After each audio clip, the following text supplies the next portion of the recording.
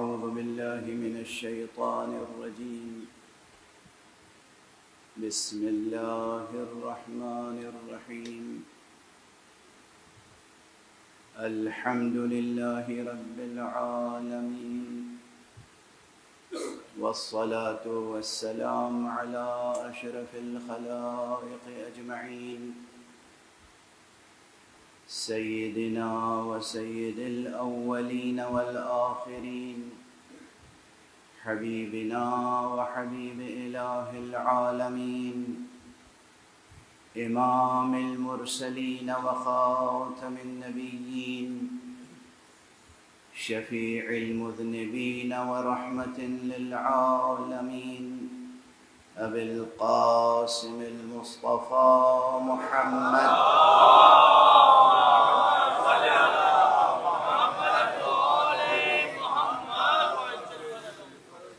وعلى أهل بيته الطيبين الطاهرين الهداة المهديين المعصومين المظلومين، واللعنة الدائمة على أعداء الحق والدين.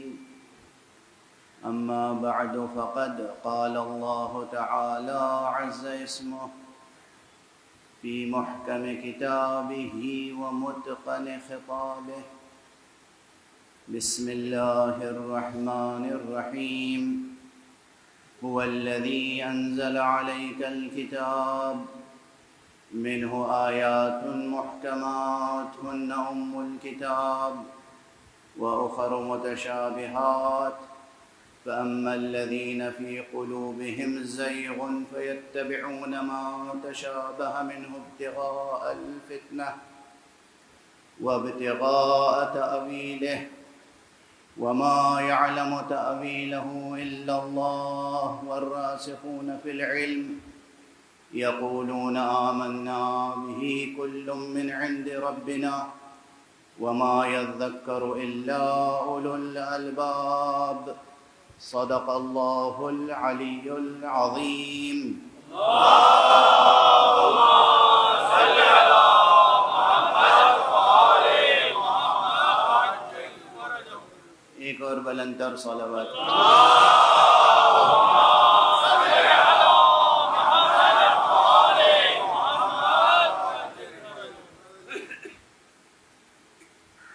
مجلسیں مدرسہ حسینی میں ہو رہی ہیں، بلکہ یوں کہوں کہ مجالس حسینیہ نے آج پھر صفحہ عالم کو مدرسے میں تبدیل کر دیا.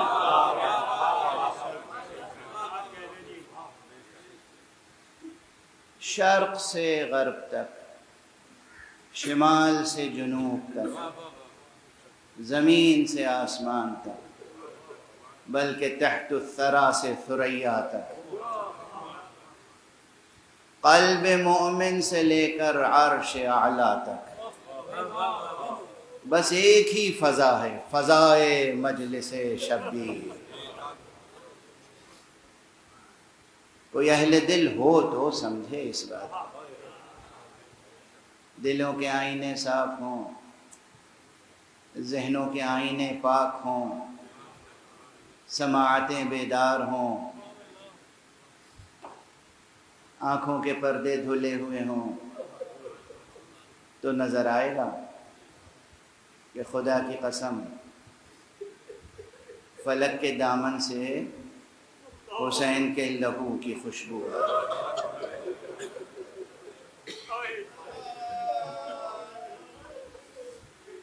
ہلال محرم نمودار ہو چکا ہے. آج محرم کی پہلی ہے.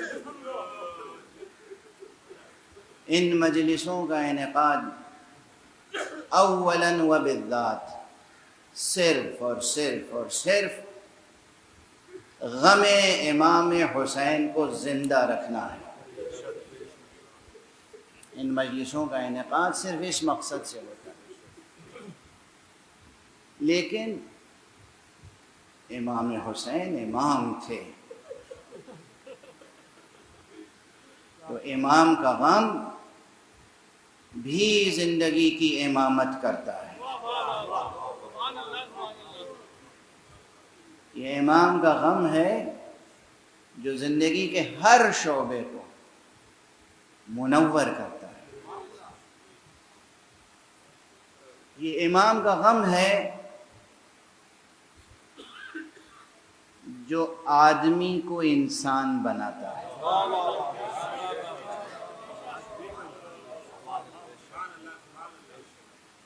کیونکہ انسان کا جو سب سے بڑا وصف ہے بحیثیت انسان، وہ ہے دل سوزی، وہ ہے دلوں کی نرمی، دلوں کی رقت۔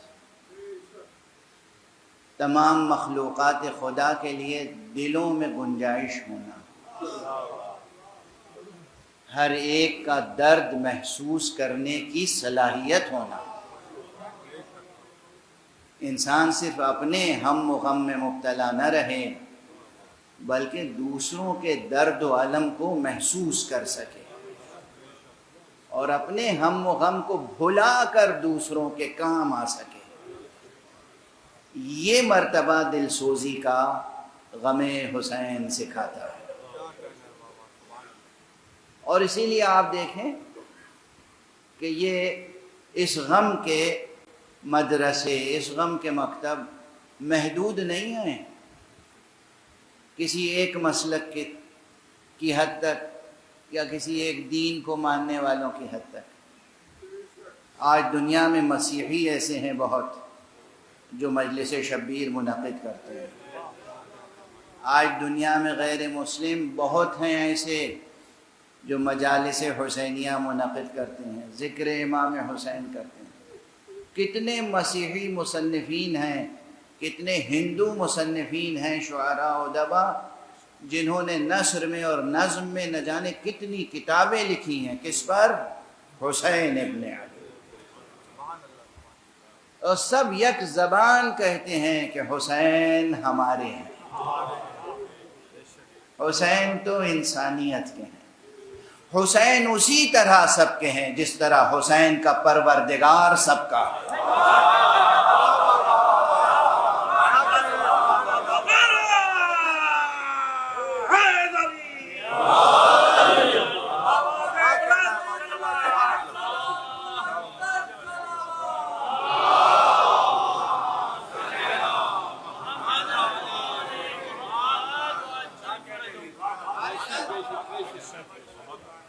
جیسے حسین کا پروردگار سب کا ہے ویسے ہی حسین سب کا ہے، اور حسین کا غم بھی سب کا غم ہے۔ اور اب کسی کو بات دل میں لگ جائے تو لگ جائے، مگر کہنا پڑتا ہے جس دل میں غم حسین کا احساس نہیں ہے وہ کچھ ہو سکتا ہے، کسی انسان کا دل نہیں ہو سکتا۔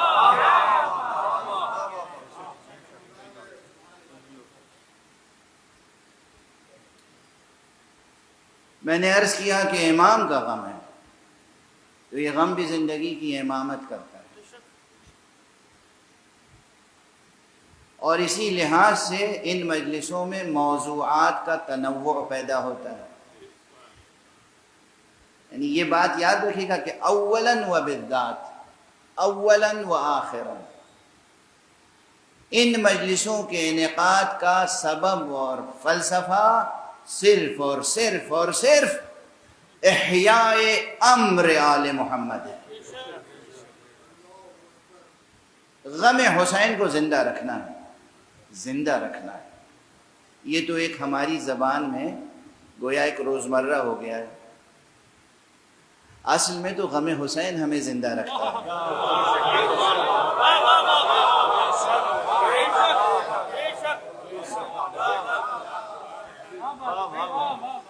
غم حسین کو زندہ رکھنے کی تاکید اگر معصومین نے کی ہے، ائمہ اہل بیت نے کی ہے، بزرگان دین نے کی ہے، اولیاء اللہ نے کی ہے، تو اسی لیے یہ غم ہمیں زندہ رکھتا ہے، یہ غم ہمارے دل کو زندہ رکھتا ہے، یہ غم ہمارے ذہن کو زندہ رکھتا ہے، یہ غم ہماری روح کو زندہ رکھتا ہے۔ تو اولاً و بالذات غم حسین، لیکن امام کا غم ہے تو اس میں موضوعات کا تنوع پیدا ہوتا ہے۔ کون امام؟ جس کو پیغمبر نے پہچنوایا تھا۔ ایک جملہ عرض کر رہا ہوں اور یہ مکرر عرض کروں گا، تمام ملت اسلامیہ سے دست ادب جوڑ کے عرض کروں گا، اللہ کے بعد، اللہ کے کلام کے بعد اللہ کا رسول اور اللہ کے رسول کا کلام حجت ہے، اور اس کے بعد وہ حجت ہے جسے رسول حجت بنا دے۔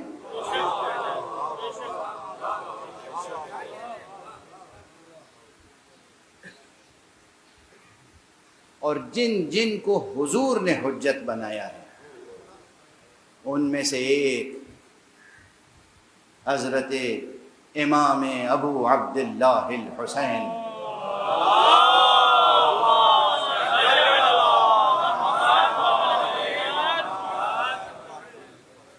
ایک نہیں نہ جانے کتنی حدیثیں ہیں۔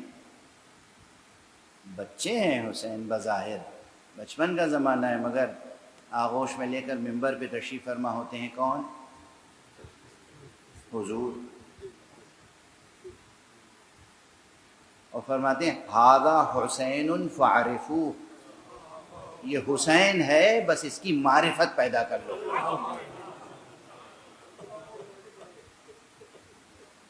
یہ بے سبب تو نہیں تھا کہ وہ رسول جو خدا کی معرفت کرانے کے لیے آیا تھا وہ منبر پہ بیٹھ کے کہہ رہا ہے کہ یہ حسین ہے، اس کی معرفت پیدا کر لو، اسے پہچان لو، اسے پہچان لو۔ یہ حسین کی ذات گرامی کو ایک حجیت عطا کرنا ہے، یا یہ ارشاد گرامی کہ الحسن والحسین سیدا شباب اہل الجنہ، کیا ہے یہ؟ ایک فقرہ امام حسن اور امام حسین دونوں اماموں کو حجیت عطا کرتا ہے۔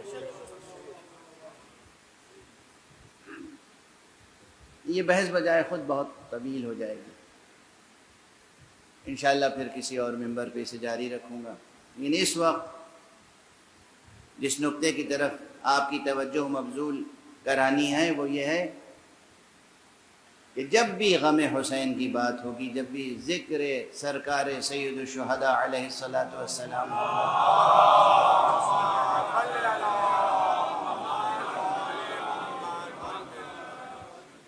تو یہ ذہن میں رکھیے کہ بات میں تنوع پیدا ہوگا، اس حد تک تنوع پیدا ہوگا جس حد تک زندگی کا تنوع ہے۔ وجود کی ہر سطح پر حسین کی روشنی پہنچے گی، اور اسی مناسبت سے دقیق سے دقیق اور عمیق سے عمیق موضوعات منبر پہ چھڑ جاتے ہیں۔ اب اس مرتبہ جو موضوع میرے پیش نظر ہے بإذن الہی، وہ بعض وجوہ سے، بعض حیثیتوں سے مشکل ترین موضوعات میں سے ہے۔ قرآنی علوم میں، علوم تفسیر میں، علوم دین میں مشکل ترین موضوعات میں سے ایک یہ موضوع ہے جسے آج میں اس آیت کریمہ کے ضمن میں یہاں عرض کرنے کی کوشش کر رہا ہوں، اور وہ ہے موضوع متشابہات قرآن سے متعلق۔ لیکن عنوان گفتگو یہ ہوگا کہ امام حسین اور حقائق تأویل، امام حسین اور حقائق تأویل، یہ موضوع ذہن میں رہے۔ موضوع بہت وسیع ہے، یہ 9 تقریروں میں موضوع مکمل نہیں ہوگا، لیکن موضوع کے مقدمات یا بعض دلائل ضرور عرض کرنے کی کوشش کروں گا۔ ویسے بھی جو ہمارے پرانے سامعین ہیں وہ جانتے ہیں کہ میں موضوع شروع کرتا ہوں، ختم تو کبھی نہیں کرتا. یہ میرا اسلوب ہے. میں موضوع شروع کرتا ہوں، چھیڑتا ہوں، سوالات قائم کرتا ہوں اور گزر جاتا ہوں، تاکہ آپ ہوم ورک بھی تو کریں. یہاں پر چند جملے اور عرض کر دوں. موضوع کا تذکرہ کیا ہے ابھی صرف میں نے. مجھے اندازہ ہے سامنے یہ اتنے مائک لگے ہوئے ہیں، اتنے گویا کیمرے لگے ہوئے ہیں، اور مشرق سے مغرب تک نہ جانے کتنے ملکوں میں لوگ ان گفتگوؤں کو سماعت فرما رہے ہیں. تو دست ادب جوڑ کے چند گزارشات ہیں. دیکھیے، ضرور جدید ٹیکنالوجی نے بہت ترقی کی ہے، اور جو آج کل وسائل ہیں، بہت سے لوگ گھر بیٹھے مجلسیں سن سکتے ہیں، مگر ایسا کیجیے نہیں.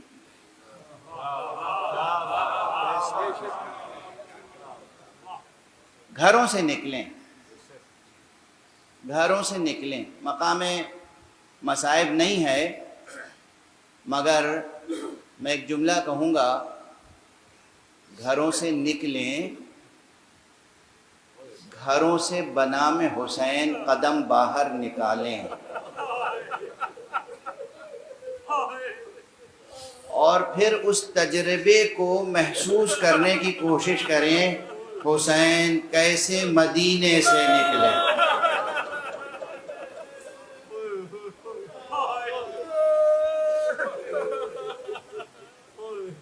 دست ادب جوڑ کے. یہ عزائے حسینی صرف سننے سنانے کی چیز نہیں ہے، تجربے سے گزریں. نکلیں گھروں سے، گھروں میں بیٹھیں. یہ 10 دن، یہ 10 راتیں گھر میں بیٹھ کے آپ سن سکتے ہیں. چوائس ہے آپ کے پاس. آپ بہت سے چینلز براؤز کر سکتے ہیں، بہت سے ذاکروں کو سن سکتے ہیں. جو آپ کی پسند کا ذاکر ہو آپ سنیں. یہ سب اپنی جگہ فائدے ہیں، بعد میں سن لیجئے گا.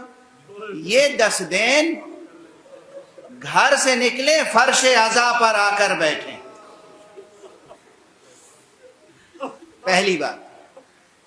دوسری بات، جب گھر سے نکل رہے ہو تو تنہا نہ نکلیے گا.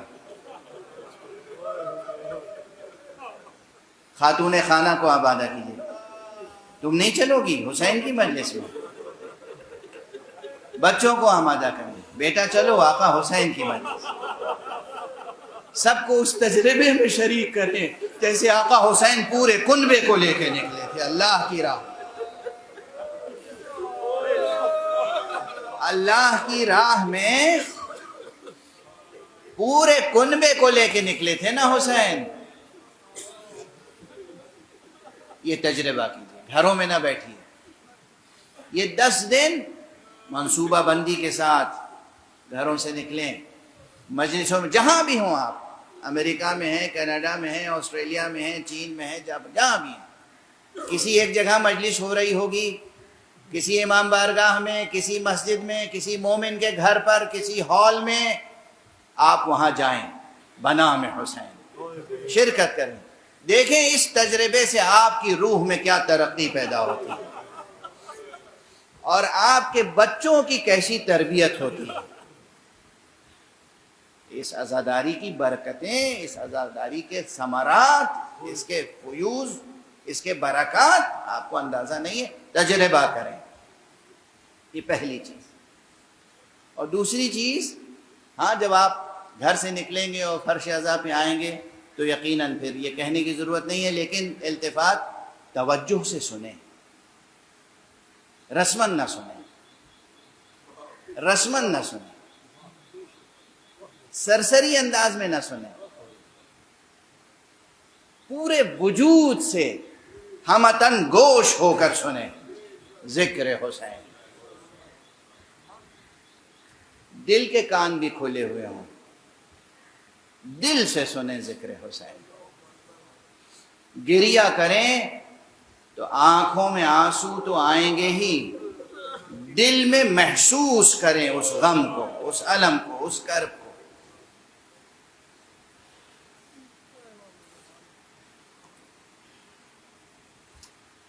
انداز میں جملے زبان پر آ رہے ہیں تو کہتا چلا جاؤں. کیا محسوس کریں؟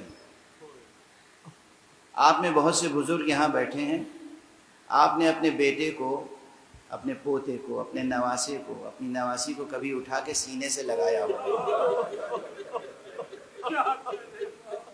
کیا ٹھنڈک ملتی ہے دل کو، کیا اطمینان ہوتا ہے، کیا ایک خاص لذت ہوتی ہے جو کسی لفظ میں ادا نہیں ہو سکتی.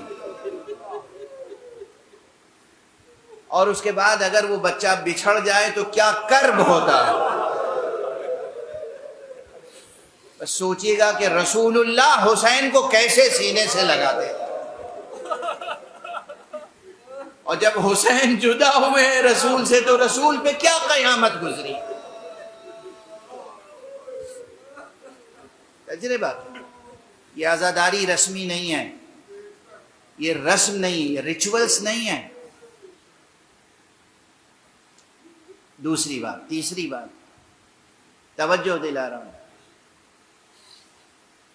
محرم ہے، محرم میں سیاہ لباس پہنے، مرد بھی خواتین بھی، مگر یہ لباس سوگواری کا لباس ہے، فیشن کا لباس نہیں. سوگواری کا لباس. سوگواری اس معنی کو مجسم کیجئے.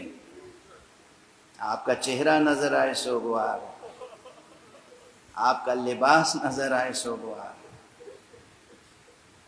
دیکھ کے انسان سمجھے کہ اسے کوئی صدمہ ہے،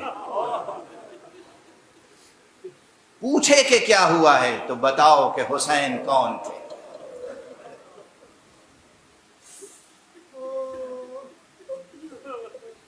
مجلسوں کے تبرک کا اہتمام کریں، خاص طور سے یہ 10 دن ضرور اہتمام کریں، مگر بس تبرک کی حد تک، اس میں بھی سوگواری کی شان ہو. محرم کو فیسٹیول نہ بننے دیجیے، محرم کو فیسٹیول نہ بننے دیجیے. تبرک کے نام پر لذیذ ترین غذائیں، یہ 10 دن، یہ 11 دن، اس سے پرہیز کیجیے گا. تبرک تقسیم ضرور کیجیے. بتاؤں فقہی حکم تبرک کا، عمل ہے معصوم کا. فقہی احادیث کا مجموعہ وسائل الشیعہ، علامہ شیخ حر عاملی، انہوں نے اپنی کتاب وسائل الشیعہ میں حضرت امام زین العابدین علیہ السلام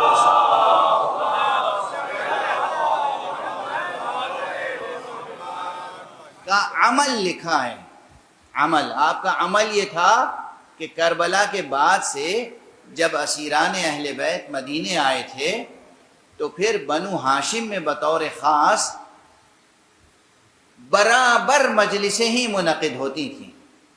آقا حسین کے لیے فرش عزا بچھتا تھا، صف عزا روشن ہوتی تھی، شمع عزا فروزہ رہتی تھی، سب مجلس میں مشغول ہوتے تھے. اور جہاں جس وقت مجلس منعقد ہوتی تھی جناب امام سید سجاد اپنی طرف سے کھانا تیار کرا کے وہاں تبرک کے طور پہ تقسیم کراتے تھے. کس کا عمل ہے؟ امام سجاد. کھانا تقسیم کریں، تبرک تقسیم کریں، سادگی کے ساتھ، غم اور حزن کا لحاظ رکھتے ہوئے. یہ چند چیزیں تھیں جس کی طرف میں توجہ دلانا چاہ رہا تھا. نکلیں گھروں سے تنہا نہ نکلیں، بچوں کے ساتھ نکلیں، خاتون خانہ کے ساتھ نکلیں، اور پھر دیکھیں کہ آقا حسین کی مجلسوں میں شرکت کے بعد کیا روحانی تبرک ملتا ہے، کیا معنویت حاصل ہوتی ہے. دنیا کے کسی اسکول میں، کسی یونیورسٹی میں آپ کو یہ احساس نہیں ہوگا پورے وجود کے ساتھ کہ آپ کے وجود کی معنویت کیا ہے الا مجلس حسین. یہ مجلسیں بتاتی ہیں کہ آپ کی معنویت کیا ہے، آپ کی خلقت کا ہدف کیا ہے، مقصد کیا ہے. یہاں جو علوم حاصل ہوتے ہیں وہ کہیں نہیں حاصل ہوں گے. اب میں اپنا پرانا جملہ دہرا دوں کہ یہ وہ مدرسے ہیں کہ جہاں بات قرآن ہی سے شروع ہوتی ہے اور قرآن ہی پہ ختم ہوتی ہے، یہاں بات قرآن صامت سے شروع ہوتی ہے، قرآن ناطق پہ ختم ہوتی ہے۔ اور یہ جملہ بھی ذہنوں میں محفوظ ہوگا کہ ماہ مبارک رمضان تنزیل قرآن کا مہینہ ہے، یہ ماہ محرم ہے جو تعویل قرآن کا مہینہ ہے۔ وہ شب قدر ہے جس میں تنزیل مقدر تھی، وہ روز عاشور ہے کہ جس میں تعویل منور ہوئی ہے۔ ایک صلوات پڑھتے ہیں محمد۔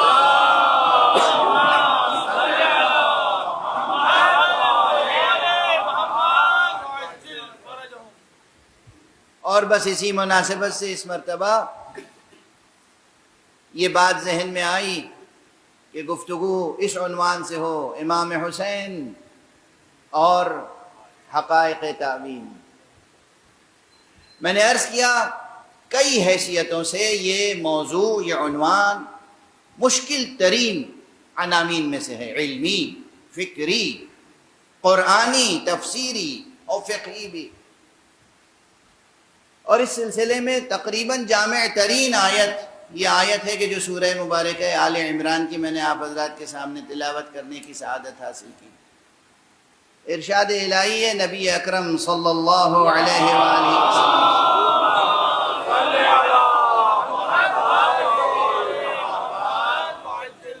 ارشاد الہی ہے کہ هو الذی انزل علیک الکتاب، وہی ہے وہ پروردگار جس نے اے نبی، اے رسول، اے حبیب تجھ پر کتاب نازل کی۔ منہ آیات محکمات، اسی کتاب میں وہ آیتیں بھی ہیں جو محکم آیتیں، وَأُخَرُ مُتَشَابِهَاتٌ، اور کچھ اور آیتیں ہیں کہ جو متشابہات ہیں۔ آج یہیں پہ ٹھہر جاؤں کیونکہ جو بزرگ حضرات ہیں ان کے لیے تو محکم اور متشابہ کا لفظ شاید واضح ہو، روشن ہو۔ جو ہمارے نوجوان ہیں، جو بچے ہیں، ان کے لیے محکم اور متشابہ یہ لفظ بھی مشکل ہوگا، اور قرآنی الفاظ ہیں۔ اور ایک پورا علم ہے علوم قرآن میں سے جس کو کہتے ہیں علم المحکم والمتشابہ، یا علم متشابہات القرآن۔ محکم اس کا روٹ ورڈ ہے ہے کاف میم، اسی سے حکم ہے، اسی سے حاکم ہے، اسی سے محکوم ہے، اسی سے حکمت ہے، اسے بہت سے عربی زبان میں ایک روٹ ورڈ سے پورا ایک تناور درخت لفظوں کا وجود میں آ جاتا ہے۔ اسی سے محکمات، یہاں محکمات سے مراد وہ آیتیں ہیں قرآن مجید کی جن کے معنی روشن ہیں،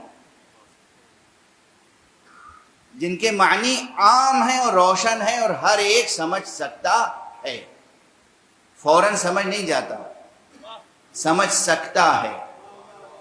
سمجھ سکتا ہے کہ معنی ہے کہ جب کوشش کرے گا تو سمجھ لے گا،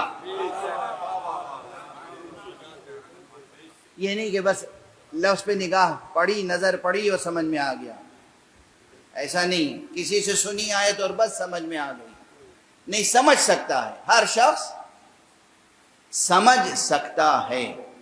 یہ سکت جو ہے نا، سکتا ہے، اس میں بڑی استعداد چاہیے، اس میں بھی صلاحیتیں چاہیے، استعداد چاہیے، آمادگی چاہیے، توجہ چاہیے، عشق چاہیے۔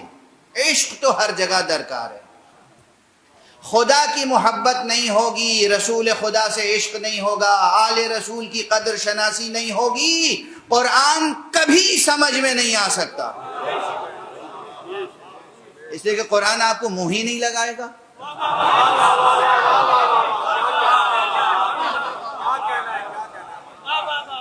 سمجھ میں کیسے آئے گا؟ منہ نہیں لگائے گا۔ یہ کون شخص ہے؟ بدبو آ رہی ہے اس سے، خوشبو محبت خدا نہیں ہے، وہ نکہت عشق رسول نہیں ہے، وہ نکہت عشق آل محمد نہیں ہے، یہ ہمارا نہیں ہے۔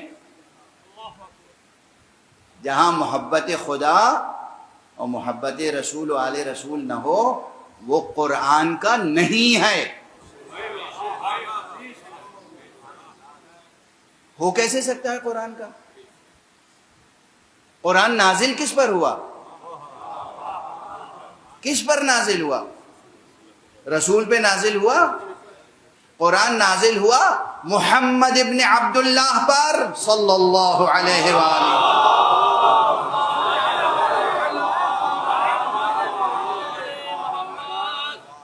اور قرآن کہاں نازل ہوا؟ کس پر نازل ہوا؟ یہ آپ نے بتا دیا۔ کہاں نازل ہوا؟ قرآن کے نازل ہونے کا سلسلہ کعبے سے نہیں شروع ہوا، خانہ ابو طالب سے شروع ہوا ہے۔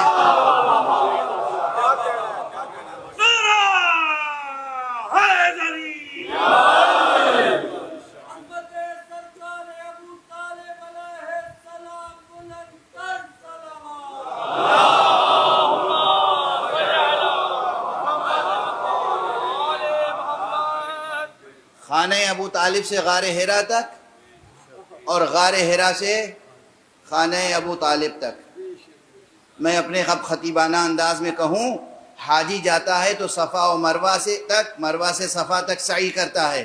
جبرائیل جب قرآن لے کے آتے تھے تو خانہ ابو طالب سے غار حرا تک، غار حرا سے خانہ ابو طالب تک۔ صلوات پڑھ دیجئے محمد۔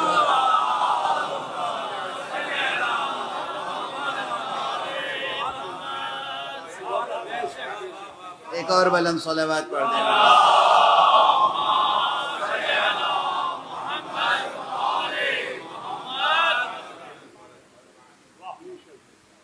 نہ جانے کئی ہزار آیتیں خانہ ابو طالب میں اتری ہیں، اندازہ ہے آپ؟ مکی آیتیں زیادہ تر، مکی سورے کہاں نازل ہوئے؟ خانہ ابو۔ رسول کی منزل کہاں تھی؟ اصل رسول کی ولادت کہاں ہوئی؟ حضور علیہ الصلوۃ والسلام کی ولادت کہاں ہوئی؟ یہ طے ہے کہ کعبے میں نہیں ہوئی۔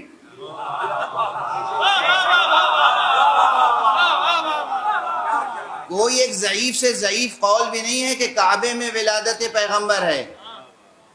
پھر کہاں ہے؟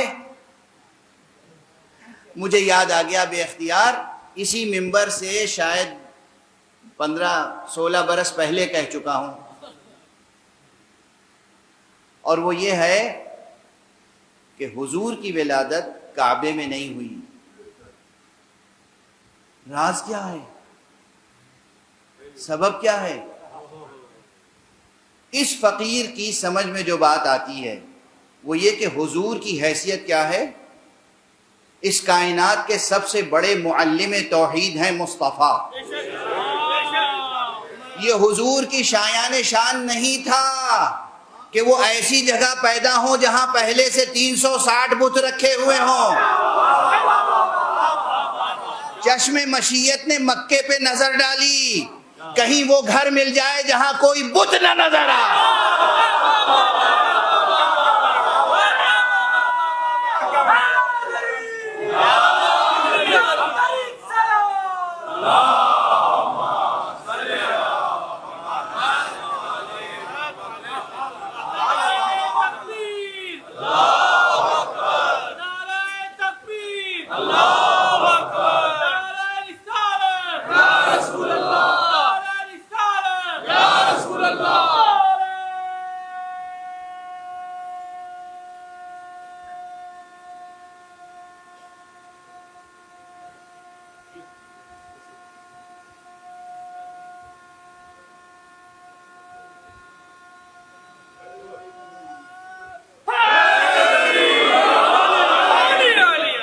جزاکم اللہ، جزاکم اللہ۔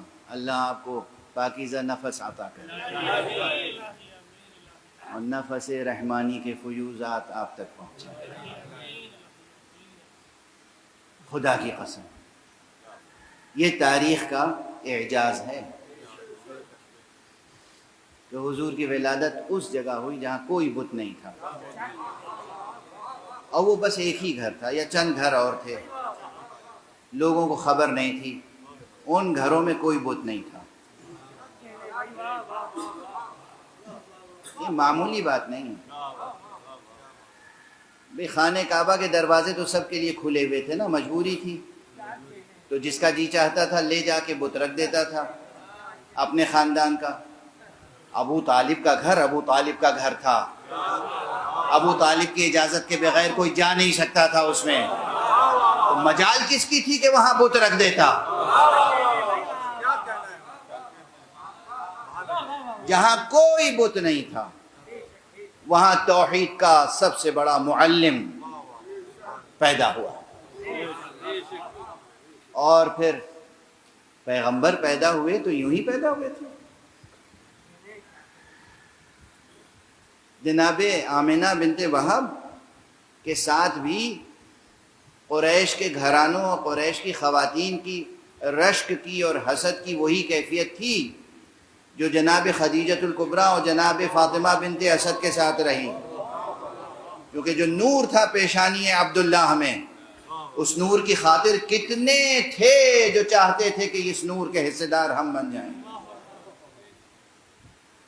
لیکن جب جناب آمنہ بنت وہب اس نور کی امانت دار ٹھہری تو پھر رشک و حسد درمیان میں آ گیا اور تنہا چھوڑ دیا گیا۔ اب جب وقت ولادت تھا تو ظاہر ہے کہ ازرو احکام ظاہریہ مدد کی ضرورت ہوتی ہے۔ گھر ابو طالب کا ہے اور وہاں حوران بہشتی کا نزول ہو رہا ہے، جنت سے حوریں نازل ہو رہی ہیں، اور جنت سے جناب مریم تشریف لا رہی ہیں، اور جنت سے جناب آسیہ تشریف لا رہی ہیں، اور وہ مخدرات عصمت و طہارت تشریف لا رہی ہیں کہ جن کو اللہ سبحانہ و تعالیٰ نے اذن دیا کہ جاؤ آمنہ کی مدد کرو، محمد کی ولادت ہے صلی اللہ علیہ وآلہ۔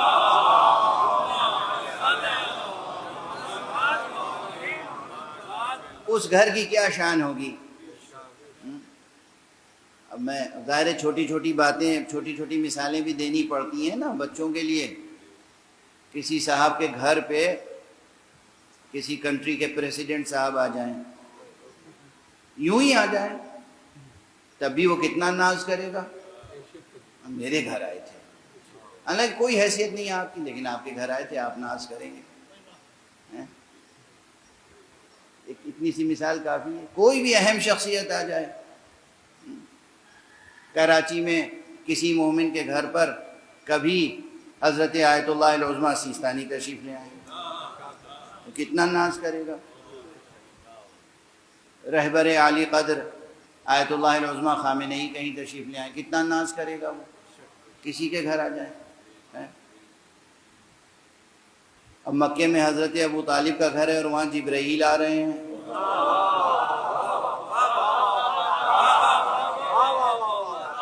قرآن نازل ہو رہا ہے، مصطفیٰ صلی اللہ علیہ وآلہ وسلم کی ولادت ہو رہی ہے،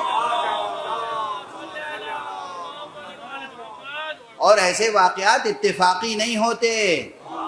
اور یہ تو میں نے مثال عرض کر دی کہ کسی کے گھر آ جائیں، سیستانی صاحب آئیں گے تو کسی کے گھر آ جائیں گے، جس کے گھر آئیں گے اس کے گھر آئیں گے، کسی کے گھر تو نہیں آئیں گے نا۔ پریسیڈنٹ صاحب کہیں جائیں گے تو یوں ہی تو نہیں چلے جائیں گے، کوئی نہ کوئی اہمیت ہوگی اس صاحب خانہ کی بھی۔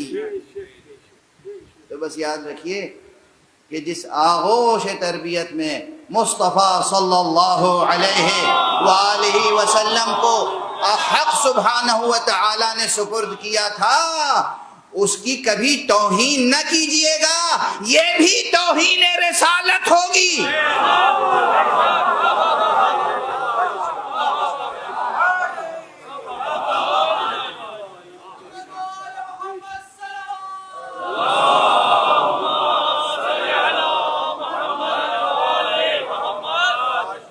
اپنے اپنے دلوں کو روشن کیجئے اور غلط تاریخیں پڑھ کر اپنے دلوں میں کفار قریش کے کینوں کو نہ پالیے۔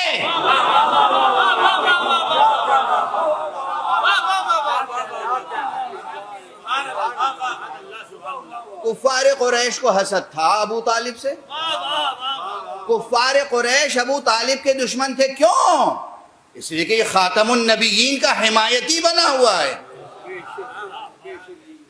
کفار قریش کو ابو طالب سے کیا شکایت تھی؟ سب حضرت ابو طالب کو سید بطحا کہتے تھے، سید و سردار مانتے تھے، سید و سردار مانتے تھے.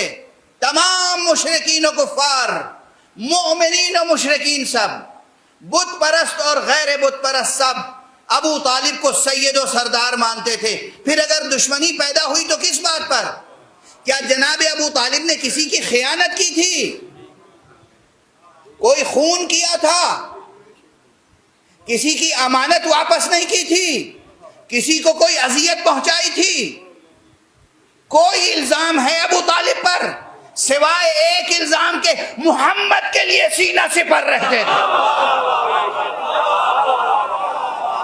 تو انہیں بغض تھا ابو طالب سے، آپ کو کس لیے ہے؟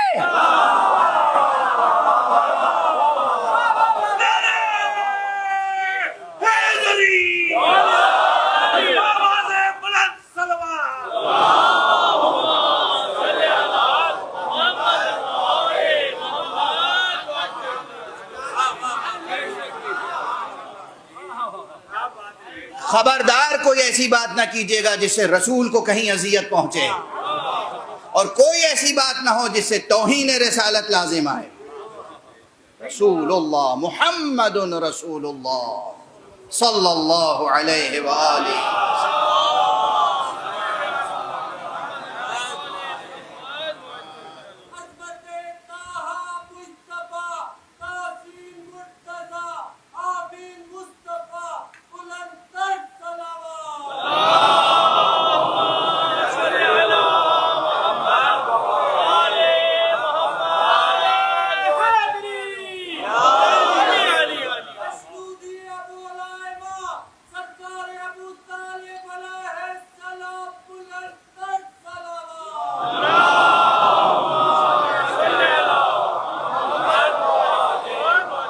جزاکم اللہ. وقت گزر گیا. میں تو بس آج ایک ہی جملہ شاید عرض کر پایا کہ قرآن مجید کو سمجھنے کے لیے محبت خدا شرط اول و آخر محبت خدا، اس کے بعد محبت و عشق رسول، اس کے بعد محبت و عشق اہل بیت رسول، آل رسول. یہ جہاں نہیں ہے وہ انسان قرآن کا ہو ہی نہیں سکتا. اس سے قرآن کا کیا رشتہ ہے؟ یعنی ابتداءً و انتہاءً، آغاز یا انجام، حدوثاً و بقاءً. قرآن مجید نازل ہوا کس پر؟ قلب پیغمبر پر. جاتے جاتے پیغمبر نے قرآن مجید سپرد کس کے کیا؟ وصیت پیغمبر یاد کریں نا، انی تارکن فیکم الثقلین کتاب اللہ و عطرتی اہل بیتی. میں جا رہا ہوں تمہارے درمیان دو چیزیں چھوڑ کر، قرآن اور عطرت، اور یہ دونوں ایک دوسرے سے جدا نہیں ہوں گے. قرآن نہ مصطفیٰ سے جدا ہو سکتا ہے نہ آل مصطفیٰ سے. تو جو مصطفیٰ اور آل مصطفیٰ کا وفادار نہ ہو، کچھ ہو سکتا ہے، اہل قرآن نہیں ہو سکتا.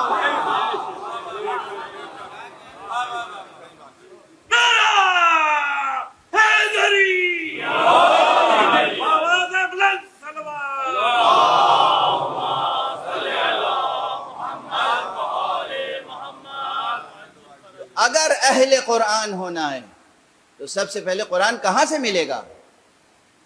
پریس سے، بک شاپ سے، لائبریری سے نہیں.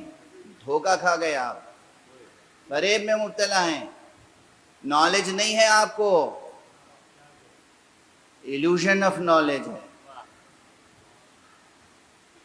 فریب آگہی میں مبتلا ہیں یا ابلہی میں مبتلا ہیں.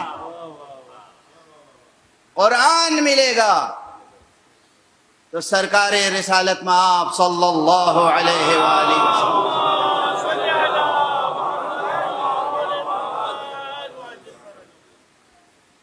اس لیے ایسی کوئی تفسیر معتبر نہیں ہو سکتی جو اس التزام کے ساتھ لکھی جائے کہ اس میں سب کچھ تو ہو مگر کہیں رسول اور آل رسول کا ریفرنس نہ آئے.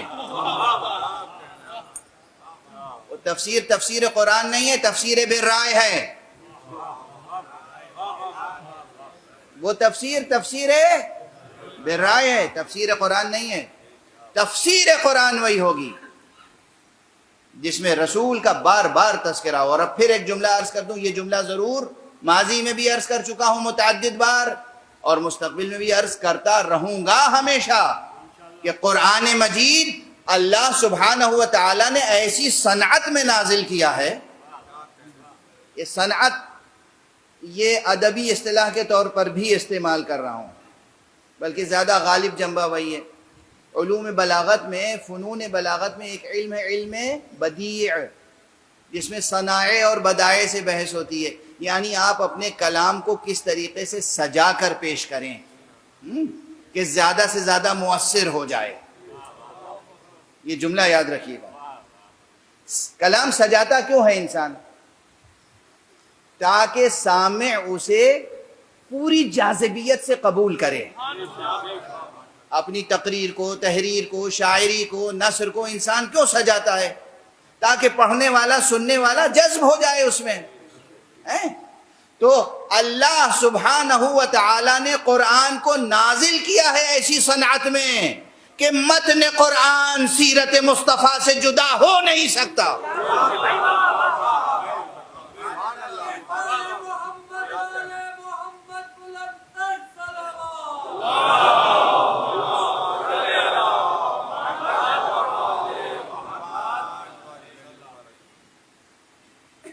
نہ قرآن رسول سے جدا ہو سکتا ہے اور نہ بنص رسول، اس لیے کہ یہ روایت صحیح السند ہے، معمولی سند نہیں ہے اس کی، بہت اصح الصحاح میں شمار کیجئے، صحیح ترین حدیثوں میں سے ایک یہ ہے تمام مکاتب اسلامیہ میں.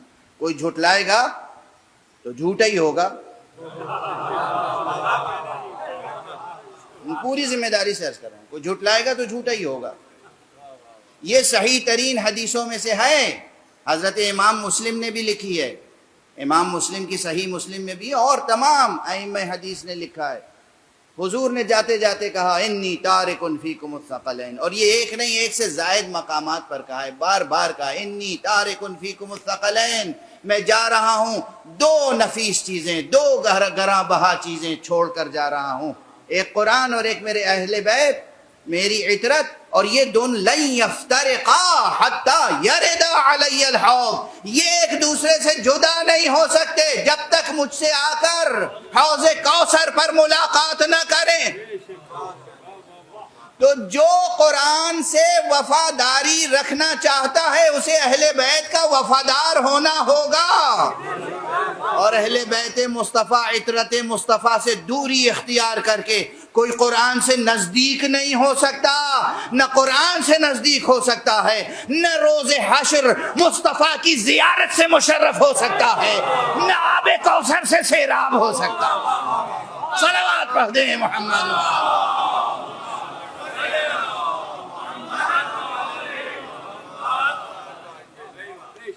ہاں، خدا کی محبت ہو، رسول خدا کی محبت ہو، اہل بیت رسول کی محبت ہو، اور پھر قرآن کو انسان پڑھے، تلاوت کرے تو قرآن اس سے گفتگو کرتا ہے،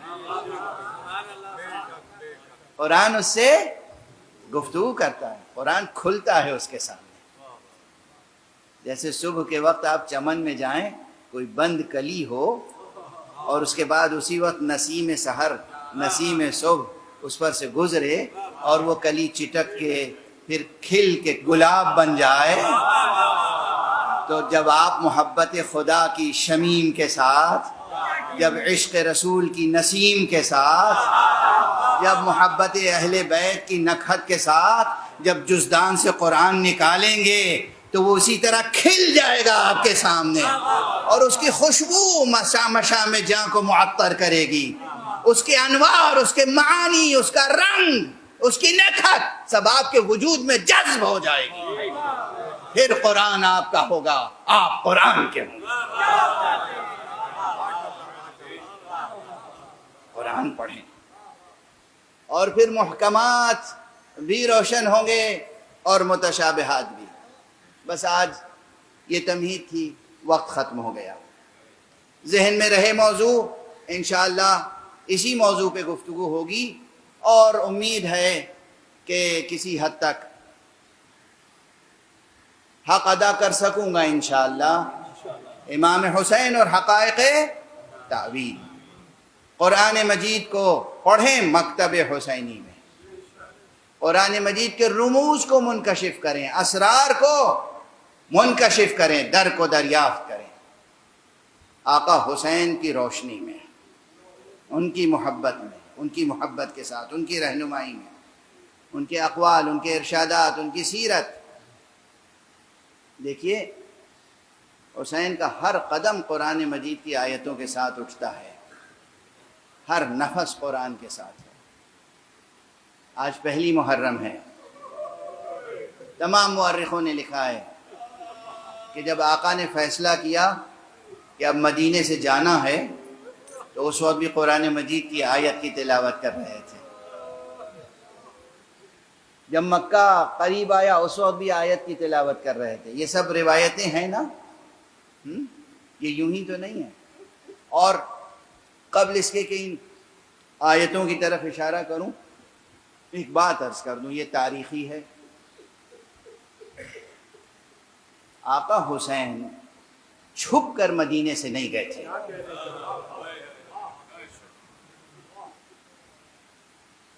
کسی ایسے راستے سے نہیں گئے تھے جو شاہراہ عام سے ہٹ کر ہو. اور ایک جملہ عرض کر رہا ہوں، آپ بھی گریہ کریں گے. خدا کی قسم، جب آقا حسین مدینے سے چل رہے تھے تو صبح کا وقت تھا، دن کی روشنی تھی، شاہراہ عام سے مدینے سے مکے جا رہے تھے، اور مدینہ کا پورا شہر کا شہر کھڑا ہوا حسین کو وداع کر رہا تھا. نہ جانے کتنی آنکھوں سے آنسو بہ رہے تھے، اشک باری ہو رہی تھی. حسین مدینے سے جا رہے ہیں. آج سے پہلے آپ نے شاید یہ جملہ نہ سنا. تجزیہ نہیں کرتے لوگ، تمام کتابوں کا احاطہ نہیں کرتے. آقا حسین جب گئے ہیں تو خاموشی سے نہیں گئے ہیں. بہت سے اصحاب اسی لیے درمیان میں کھڑے ہوئے تھے جنہوں نے لجام فرس تھام تھام کے کہا فرزند رسول نہ جائیے. اور اس موقع پر بار بار آقا کو کہنا پڑا کہ مجھے میرے نانا نے حکم دیا ہے، بیٹا جاؤ کربلا جاؤ. وقت تمام ہو گیا تو بس دو فقرے دہرا دوں، آپ کے لاکھوں بار کے سنے ہوئے ہیں، لاکھوں بار کے سنے ہوئے. لیکن دیکھیے نا اس میں المناکی کتنی ہے. آقا حسین نے فرمایا، میرے نانا نے کہا ہے اخرج یا بنی الی العراق، میرے بیٹے حسین عراق کی طرف جاؤ، جاؤ کربلا جاؤ. شاء اللہ ان یراک قتیلا، اللہ کی مشیت یہ ہے کہ تمہیں اپنی راہ میں ذبح کیا ہوا دیکھے. اور جب کسی نے کہا کہ یبن رسول اللہ اگر جا رہے ہیں تو تنہا تشریف لے جائیں، مردوں کو لے کر جائیں، بے شک مسلم ابن عقیل کو لے کر جائیں، بے شک عباس کو لے کر جائیں، بے شک علی اکبر کو لے کر جائیں، ارے زینب کو کیوں لے کر جا رہے ہیں؟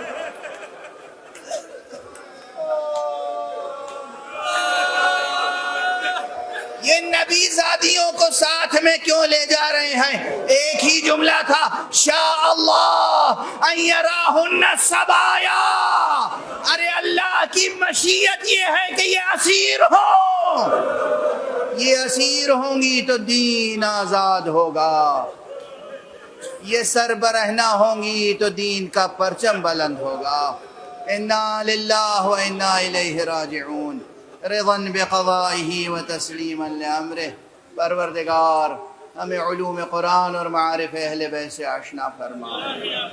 پروردگار ہمارے سینوں میں چراغ توحید روشن رہے. پروردگار معبود ہمارے قدم ہمیشہ صراط مستقیم ولایت پر گامزن رہے. اور ہمارے ہاتھوں میں ہمیشہ دامان ختم نبوت رہے۔ پروردگار اپنے ولی آخر کو اذن ظہور عطا فرما اور ان کے ہاتھوں سے اپنی رحمت و رافت و عدالت کا پرچم لہرا۔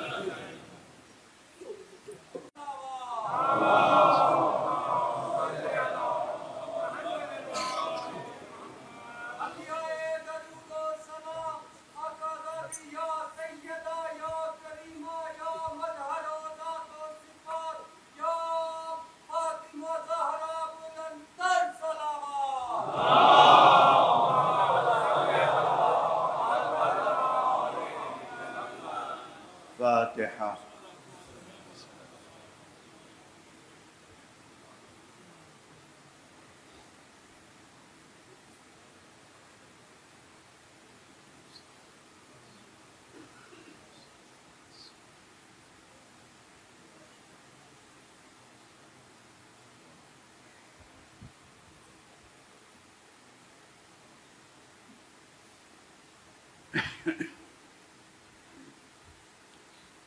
أعوذ بالله من الشيطان الرجيم بسم الله الرحمن الرحيم الحمد لله رب العالمين والصلاة والسلام على أشرف الخلائق أجمعين سيدنا وسيد الأولين والآخرين حبيبنا وحبيب إله العالمين إمام المرسلين وخاتم النبيين شفيع المذنبين ورحمة للعالمين أبي القاسم المصطفى محمد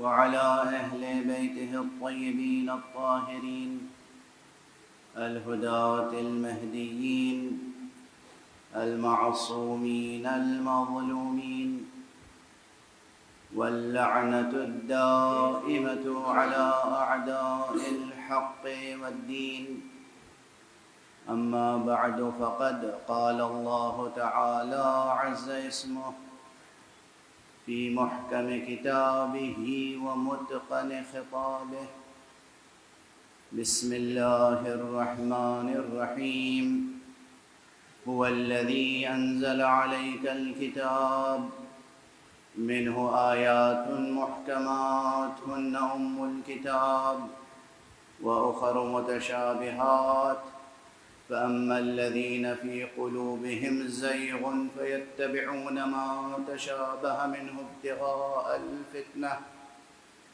وابتغاء تأويله وما يعلم تأويله إلا الله والراسخون في العلم يقولون آمنا به كل من عند ربنا وما يذكر إلا أولو الألباب صدق الله العلي العظيم اللهم صل على محمد وآل محمد ایک اور بلندر صلوات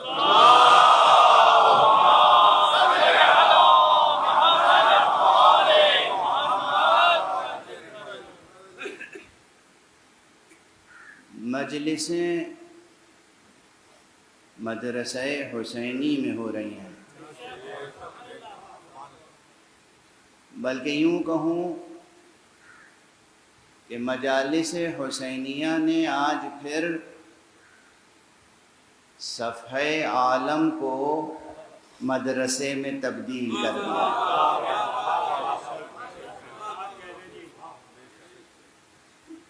شرق سے غرب تک، شمال سے جنوب تک، زمین سے آسمان تک، بلکہ تحت الثری سے ثریا تک، قلب مومن سے لے کر عرش اعلیٰ تک بس ایک ہی فضا ہے، فضائے مجلس شبیر۔ کوئی اہل دل ہو تو سمجھے اس بات کو۔ دلوں کے آئینے صاف ہوں، ذہنوں کے آئینے پاک ہوں، سماعتیں بیدار ہوں، آنکھوں کے پردے دھلے ہوئے ہوں، تو نظر آئے گا کہ خدا کی قسم فلک کے دامن سے حسین کے لہو کی خوشبو ہے۔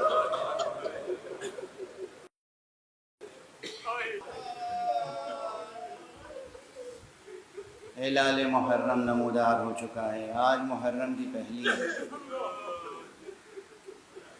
ان مجلسوں کا انعقاد اولاً و بالذات صرف اور صرف غم امام حسین کو زندہ رکھنا ہے۔ ان مجلسوں کا انعقاد صرف اس مقصد سے ہوتا ہے۔ لیکن امام حسین امام تھے، تو امام کا غم بھی زندگی کی امامت کرتا ہے۔ یہ امام کا غم ہے جو زندگی کے ہر شعبے کو منور کرتا ہے۔ یہ امام کا غم ہے جو آدمی کو انسان بناتا ہے۔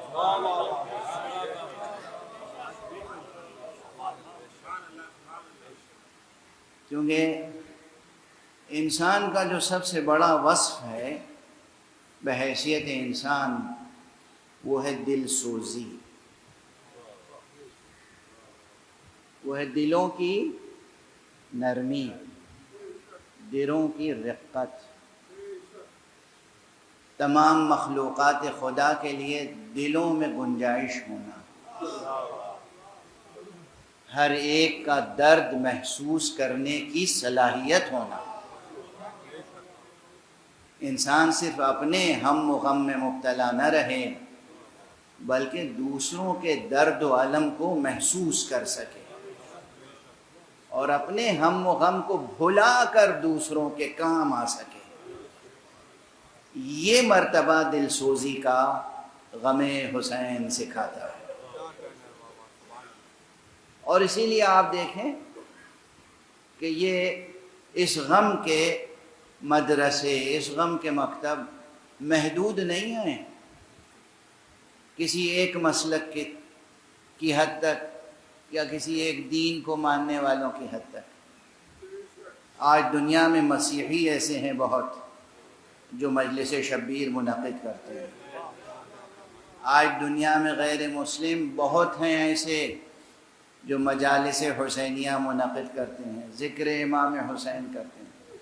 کتنے مسیحی مصنفین ہیں، کتنے ہندو مصنفین ہیں، شعراء و ادبا، جنہوں نے نثر میں اور نظم میں نہ جانے کتنی کتابیں لکھی ہیں۔ کس پر؟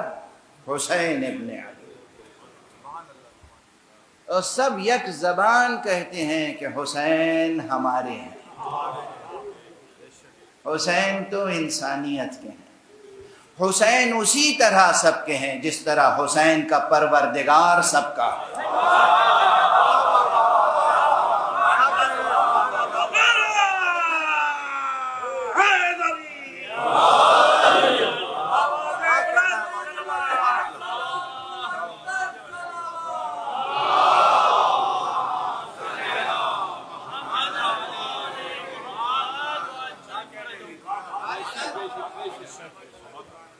جیسے حسین کا پروردگار سب کا ہے، ویسے ہی حسین سب کا ہے، اور حسین کا غم بھی سب کا غم ہے۔ اور اب کسی کو بات دل میں لگ جائے تو لگ جائے، مگر کہنا پڑتا ہے جس دل میں غم حسین کا احساس نہیں ہے، وہ کچھ ہو سکتا ہے، کسی انسان کا دل نہیں ہو سکتا۔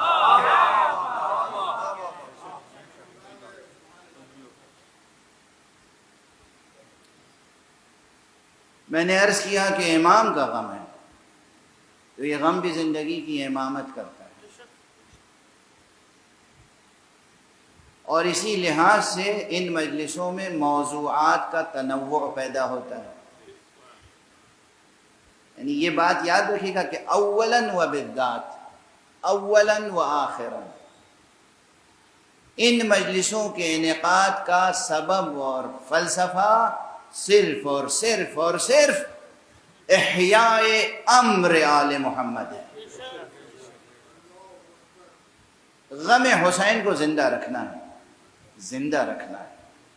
یہ تو ایک ہماری زبان میں گویا ایک روزمرہ ہو گیا ہے، اصل میں تو غم حسین ہمیں زندہ رکھتا ہے۔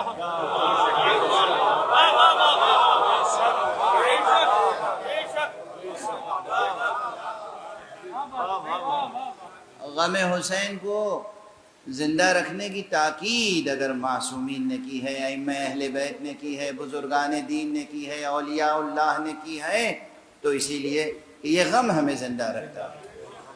یہ غم ہمارے دل کو زندہ رکھتا ہے، یہ غم ہمارے ذہن کو زندہ رکھتا ہے، یہ غم ہماری روح کو زندہ رکھتا ہے۔ تو اولاً و بالذات غم حسین، لیکن امام کا غم ہے تو اس میں موضوعات کا تنوع پیدا ہوتا ہے۔ کون امام؟ جس کو پیغمبر نے پہچنوایا تھا۔ ایک جملہ عرض کر رہا ہوں اور یہ مکرر عرض کروں گا، تمام ملت اسلامیہ سے دست ادب جوڑ کے عرض کروں گا۔ اللہ کے بعد، اللہ کے کلام کے بعد اللہ کا رسول اور اللہ کے رسول کا کلام حجت ہے، اور اس کے بعد وہ حجت ہے جسے رسول حجت بنا دے۔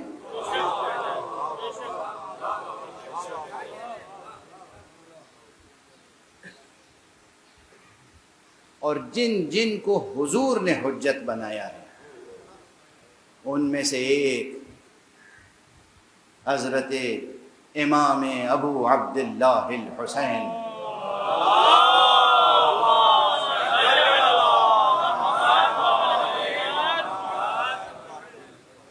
ایک نہیں نہ جانے کتنی حدیثیں ہیں۔ بچے ہیں حسین، بظاہر بچپن کا زمانہ ہے، مگر آغوش میں لے کر منبر پہ تشریف فرما ہوتے ہیں کون؟ حضور، اور فرماتے ہیں ھذا حسین فاعرفوہ، یہ حسین ہے بس اس کی معرفت پیدا کر لو۔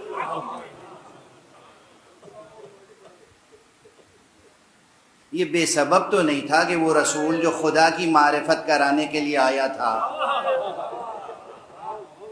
وہ منبر پہ بیٹھ کے کہہ رہا ہے کہ یہ حسین ہے، اس کی معرفت پیدا کر لو، اسے پہچان لو، اسے پہچان لو۔ یہ حسین کی ذات گرامی کو ایک حجیت عطا کرنا ہے، یا یہ ارشاد گرامی کہ الحسن والحسین سیدا شباب اہل الجنہ، کیا ہے یہ؟ ایک فقرہ امام حسن اور امام حسین دونوں اماموں کو حجیت عطا کرتا ہے۔ یہ بحث بجائے خود بہت طویل ہو جائے گی، انشاءاللہ پھر کسی اور منبر پہ اسے جاری رکھوں گا۔ لیکن اس وقت جس نقطے کی طرف آپ کی توجہ مبذول کرانی ہے وہ یہ ہے کہ جب بھی غم حسین کی بات ہوگی، جب بھی ذکر سرکار سید الشہداء علیہ الصلاۃ والسلام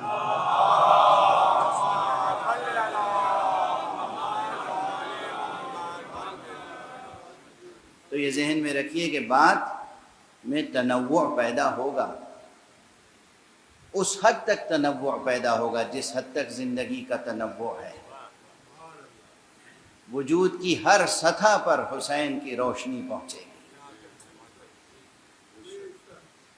اور اسی مناسبت سے دقیق سے دقیق اور عمیق سے عمیق موضوعات منبر پہ چھڑ جاتے ہیں۔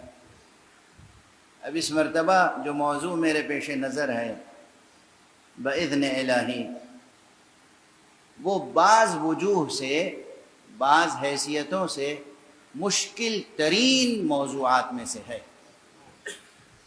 قرآنی علوم میں، علوم تفسیر میں، علوم دین میں مشکل ترین موضوعات میں سے ایک یہ موضوع ہے جسے آج میں اس آیت کریمہ کے ضمن میں یہاں عرض کرنے کی کوشش کر رہا ہوں، اور وہ ہے موضوع متشابہات قرآن سے متعلق۔ لیکن عنوان گفتگو یہ ہوگا کہ امام حسین اور حقائق تعویل۔ امام حسین اور حقائق تعویل، یہ موضوع ذہن میں رہے۔ موضوع بہت وسیع ہے، یہ 9 تقریروں میں موضوع مکمل نہیں ہوگا، لیکن موضوع کے مقدمات یا بعض دلائل ضرور عرض کرنے کی کوشش کروں گا۔ ویسے بھی جو ہمارے پرانے سامعین ہیں وہ جانتے ہیں کہ میں موضوع شروع کرتا ہوں، ختم تو کبھی نہیں کرتا۔ یہ میرا اسلوب ہے، میں موضوع شروع کرتا ہوں، چھیڑتا ہوں، سوالات قائم کرتا ہوں اور گزر جاتا ہوں، تاکہ آپ ہوم ورک بھی تو کریں۔ یہاں پر چند جملے اور عرض کر دوں۔ موضوع کا تذکرہ کیا ہے ابھی صرف میں نے، مجھے اندازہ ہے سامنے یہ اتنے مائک لگے ہوئے ہیں، اتنے گویا کیمرے لگے ہوئے ہیں، اور مشرق سے مغرب تک نہ جانے کتنے ملکوں میں لوگ ان گفتگوؤں کو سماعت فرما رہے ہیں۔ تو دست ادب جوڑ کے چند گزارشات ہیں۔ دیکھیے، ضرور جدید ٹیکنالوجی نے بہت ترقی کی ہے، اور جو آج کل وسائل ہیں، بہت سے لوگ گھر بیٹھے مجلسیں سن سکتے ہیں، مگر ایسا کیجیے نہیں۔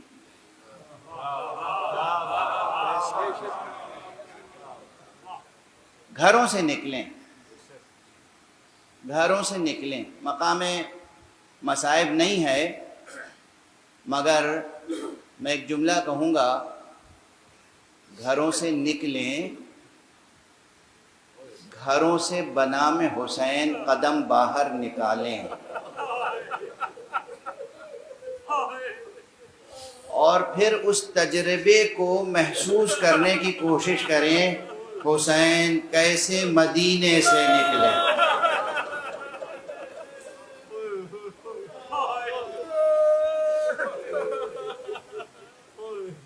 دست ادب جوڑ کے۔ یہ عزائے حسینی صرف سننے سنانے کی چیز نہیں ہے، تجربے سے گزریں، نکلیں گھروں سے، گھروں میں بیٹھیں۔ یہ 10 دن، یہ 10 راتیں گھر میں بیٹھ کے آپ سن سکتے ہیں، چوائس ہے آپ کے پاس، آپ بہت سے چینلز براؤز کر سکتے ہیں، بہت سے ذاکروں کو سن سکتے ہیں، جو آپ کی پسند کا ذاکر ہو آپ سنیں، یہ سب اپنی جگہ فائدے ہیں، بعد میں سن لیجئے گا۔ یہ 10 دن گھر سے نکلیں، فرش عزا پر آ کر بیٹھیں،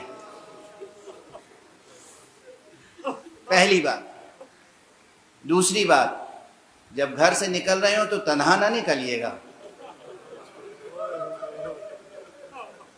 خاتون خانہ کو آبادہ کیجیے۔ تم نہیں چلو گی حسین کی مجلس میں، بچوں کو آمادہ کریں، بیٹا چلو آقا حسین کی مجلس، سب کو اس تجربے میں شریک کریں جیسے آقا حسین پورے کنبے کو لے کے نکلے تھے اللہ کی راہ۔ اللہ کی راہ میں پورے کنبے کو لے کے نکلے تھے نا حسین۔ یہ تجربہ کیجیے، گھروں میں نہ بیٹھیے۔ یہ 10 دن منصوبہ بندی کے ساتھ گھروں سے نکلیں، مجلسوں میں جہاں بھی ہوں آپ، امریکہ میں ہیں، کینیڈا میں ہیں، آسٹریلیا میں ہیں، چین میں ہیں، جہاں بھی ہیں، کسی ایک جگہ مجلس ہو رہی ہوگی، کسی امام بارگاہ میں، کسی مسجد میں، کسی مومن کے گھر پر، کسی ہال میں، آپ وہاں جائیں، بنام حسین شرکت کریں۔ دیکھیں اس تجربے سے آپ کی روح میں کیا ترقی پیدا ہوتی ہے اور آپ کے بچوں کی کیسی تربیت ہوتی ہے۔ اس عزاداری کی برکتیں، اس عزاداری کے ثمرات، اس کے فیوز، اس کے برکات آپ کو اندازہ نہیں ہے، تجربہ کریں۔ یہ پہلی چیز۔ اور دوسری چیز، ہاں جب آپ گھر سے نکلیں گے اور فرش عزا پہ آئیں گے تو یقیناً پھر یہ کہنے کی ضرورت نہیں ہے، لیکن التفات توجہ سے سنیں، رسماً نہ سنیں، رسماً نہ سنیں، سرسری انداز میں نہ سنیں، پورے وجود سے ہمتن گوش ہو کر سنیں ذکر حسین۔ دل کے کان بھی کھلے ہوئے ہوں، دل سے سنیں ذکر حسین۔ گریہ کریں تو آنکھوں میں آنسو تو آئیں گے ہی، دل میں محسوس کریں اس غم کو، اس الم کو، اس کرب کو۔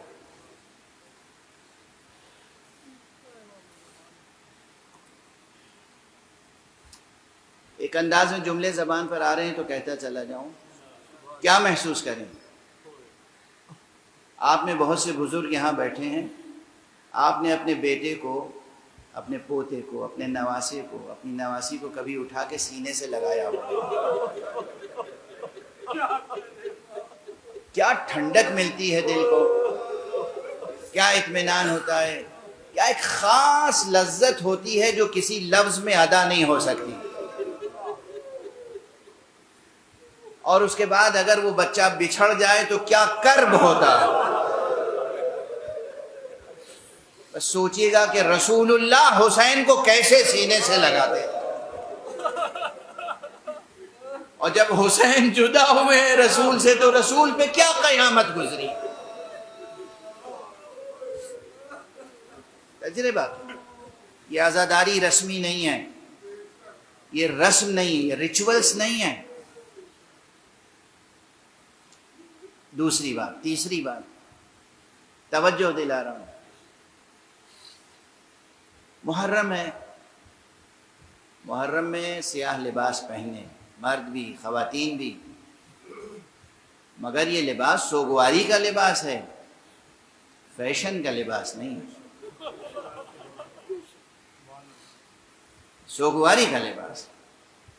سوگواری اس معنی کو مجسم کیجئے، آپ کا چہرہ نظر آئے سوگوار، آپ کا لباس نظر آئے سوگوار،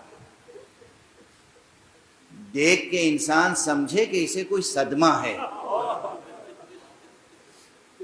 پوچھے کہ کیا ہوا ہے تو بتاؤ کہ حسین کون تھے۔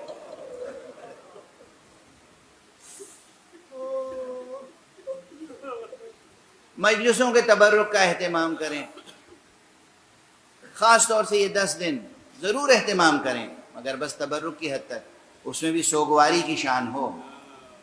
محرم کو فیسٹیول نہ بننے دیجیے، محرم کو فیسٹیول نہ بننے دیجیے۔ تبرک کے نام پر لذیذ ترین غذائیں، یہ 10 دن، یہ 11 دن، اس سے پرہیز کیجیے گا۔ تبرک تقسیم ضرور کیجیے۔ بتاؤں فقہی حکم تبرک کا، عمل ہے معصوم کا، فقہی احادیث کا مجموعہ، وسائل الشیعہ، علامہ شیخ حر عاملی، انہوں نے اپنی کتاب وسائل الشیعہ میں حضرت امام زین العابدین علیہ السلام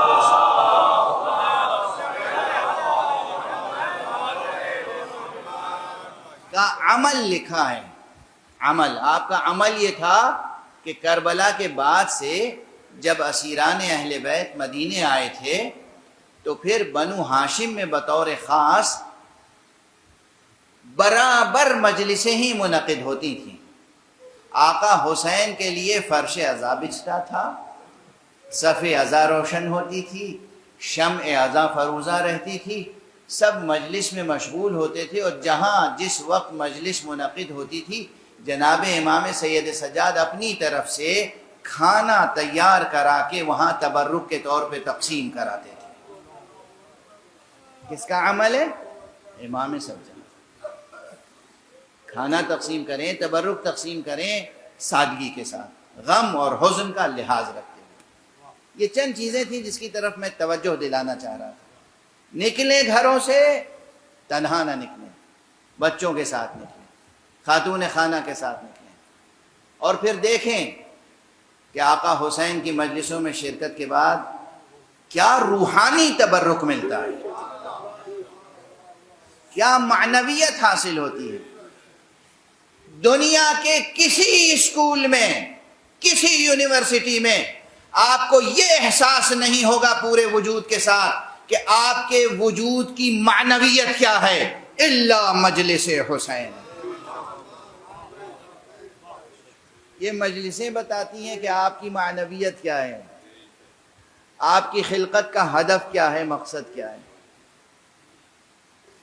یہاں جو علوم حاصل ہوتے ہیں وہ کہیں نہیں حاصل ہوں گے۔ اب میں اپنا پرانا جملہ دہرا دوں کہ یہ وہ مدرسے ہیں کہ جہاں بات قرآن ہی سے شروع ہوتی ہے اور قرآن ہی پہ ختم ہوتی ہے۔ یہاں بات قرآن صامت سے شروع ہوتی ہے، قرآن ناطق پہ ختم ہوتی ہے۔ اور یہ جملہ بھی ذہنوں میں محفوظ ہوگا کہ ماہ مبارک رمضان تنزیل قرآن کا مہینہ ہے، یہ ماہ محرم ہے جو تعویل قرآن کا مہینہ ہے۔ وہ شب قدر ہے جس میں تنزیل مقدر تھی، وہ روز عاشور ہے کہ جس میں تعویل منور ہوئی ہے۔ ایک صلوات پڑھ دیں محمد۔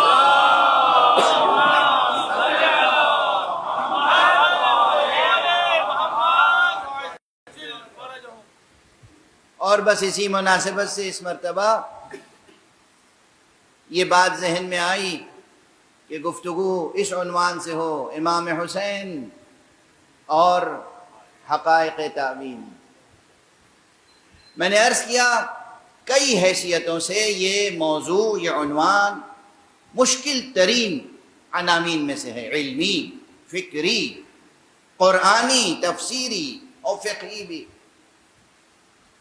اور اس سلسلے میں تقریباً جامع ترین آیت یہ آیت ہے کہ جو سورہ مبارکہ آل عمران کی میں نے آپ حضرات کے سامنے تلاوت کرنے کی سعادت حاصل کی۔ ارشاد الہی ہے نبی اکرم صلی اللہ علیہ وآلہ وسلم،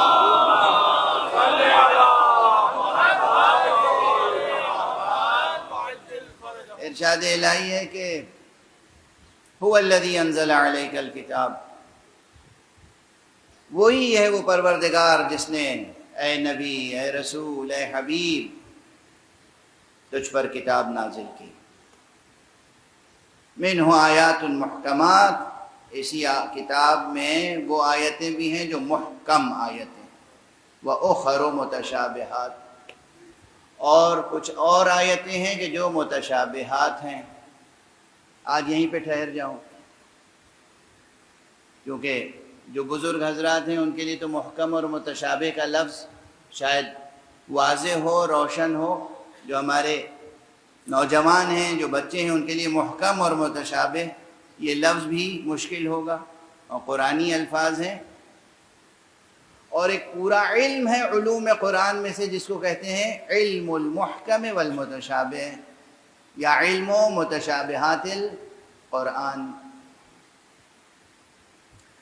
محکم اس کا روٹ ورڈ ہے کاف میم، اسی سے حکم ہے، اسی سے حاکم ہے، اسی سے محکوم ہے، اسی سے حکمت ہے، اسے بہت سے عربی زبان میں ایک روٹ ورڈ سے پورا ایک تناور درخت لفظوں کا وجود میں آ جاتا ہے۔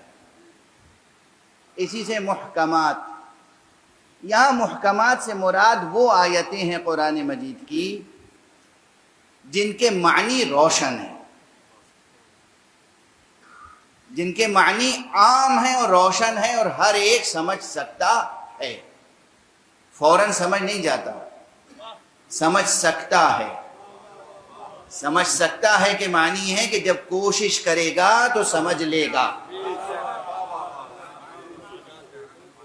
یہ نہیں کہ بس لفظ پہ نگاہ پڑی، نظر پڑی اور سمجھ میں آ گیا، ایسا نہیں کسی سے سنی آیت اور بس سمجھ میں آ گئی، نہیں، سمجھ سکتا ہے، ہر شخص سمجھ سکتا ہے۔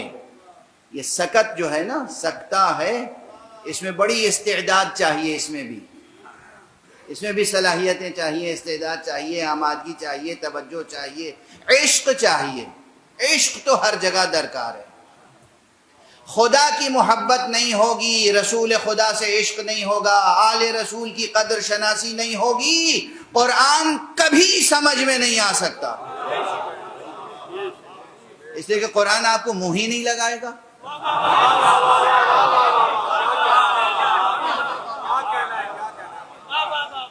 سمجھ میں کیسے آئے گا؟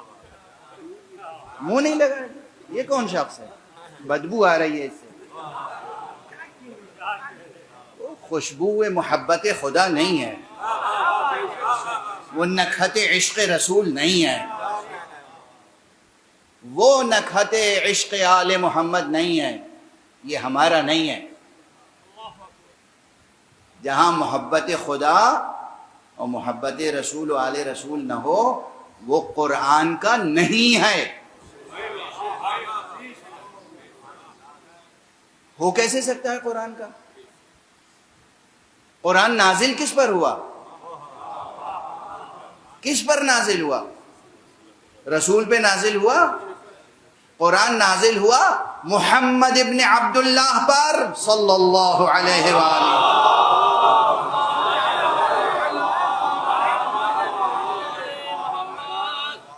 اور قرآن کہاں نازل ہوا؟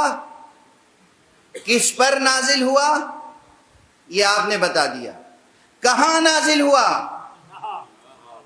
قرآن کے نازل ہونے کا سلسلہ کعبے سے نہیں شروع ہوا، خانہ ابو طالب سے شروع ہوا ہے۔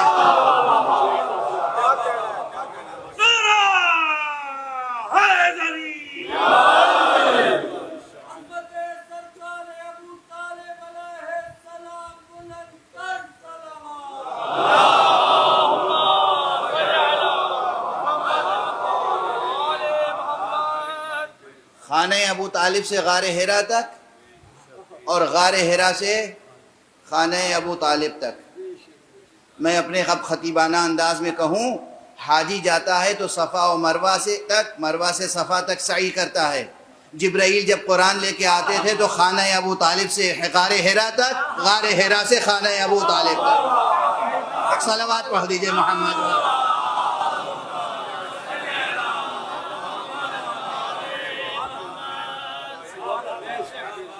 ایک اور بلند صلوات پڑھ دیں۔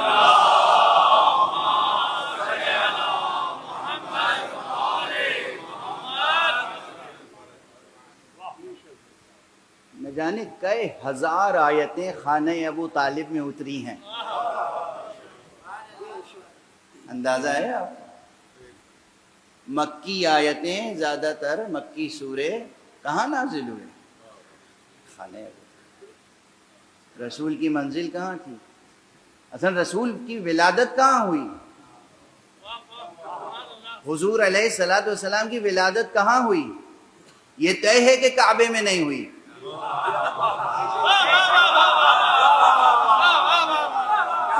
کوئی ایک ضعیف سے ضعیف قول بھی نہیں ہے کہ کعبے میں ولادت پیغمبر ہے۔ پھر کہاں ہے؟ مجھے یاد آ گیا بے اختیار، اسی ممبر سے شاید 15-16 برس پہلے کہہ چکا ہوں، اور وہ یہ ہے کہ حضور کی ولادت کعبے میں نہیں ہوئی۔ راز کیا ہے؟ سبب کیا ہے؟ اس فقیر کی سمجھ میں جو بات آتی ہے وہ یہ کہ حضور کی حیثیت کیا ہے؟ اس کائنات کے سب سے بڑے معلم توحید ہیں مصطفیٰ۔ یہ حضور کی شایان شان نہیں تھا کہ وہ ایسی جگہ پیدا ہوں جہاں پہلے سے 360 بت رکھے ہوئے ہوں۔ چشم مشیت نے مکے پہ نظر ڈالی، کہیں وہ گھر مل جائے جہاں کوئی بت نہ نظر آئے۔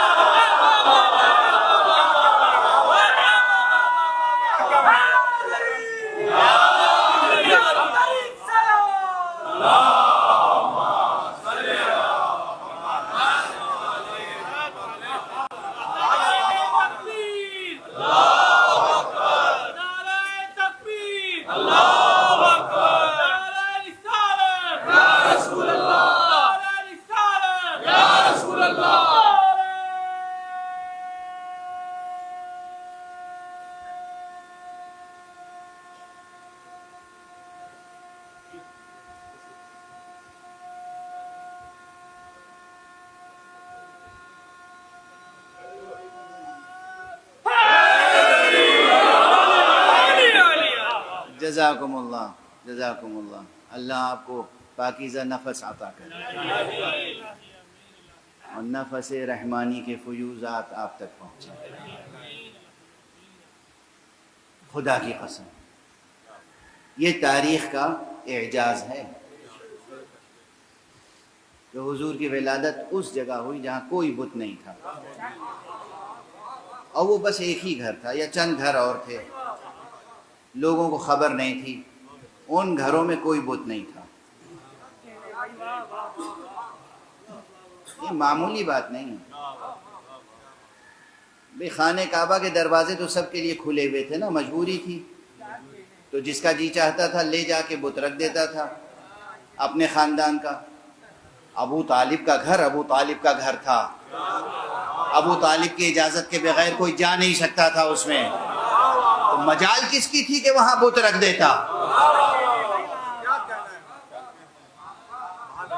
جہاں کوئی بت نہیں تھا وہاں توحید کا سب سے بڑا معلم پیدا ہوا،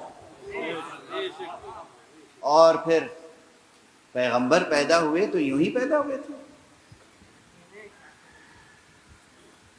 جناب آمنہ بنت وہب کے ساتھ بھی قریش کے گھرانوں اور قریش کی خواتین کی رشک کی اور حسد کی وہی کیفیت تھی جو جناب خدیجۃ الکبریٰ اور جناب فاطمہ بنت اسد کے ساتھ رہی، کیونکہ جو نور تھا پیشانی عبداللہ میں، اس نور کی خاطر کتنے تھے جو چاہتے تھے کہ اس نور کے حصے دار ہم بن جائیں، لیکن جب جناب آمنہ بنت وہب اس نور کی امانت دار ٹھہری تو پھر رشک و حسد درمیان میں آ گیا اور تنہا چھوڑ دیا گیا۔ اب جب وقت ولادت تھا تو ظاہر ہے کہ ازرو احکام ظاہریہ مدد کی ضرورت ہوتی ہے۔ گھر ابو طالب کا ہے اور وہاں حوران بہشتی کا نزول ہو رہا ہے، جنت سے حوریں نازل ہو رہی ہیں، اور جنت سے جناب مریم تشریف لا رہی ہیں، اور جنت سے جناب آسیہ تشریف لا رہی ہیں، اور وہ مخدرات عصمت و طہارت تشریف لا رہی ہیں کہ جن کو اللہ سبحانہ و تعالیٰ نے اذن دیا کہ جاؤ آمنہ کی مدد کرو، محمد کی ولادت ہے صلی اللہ علیہ وآلہ۔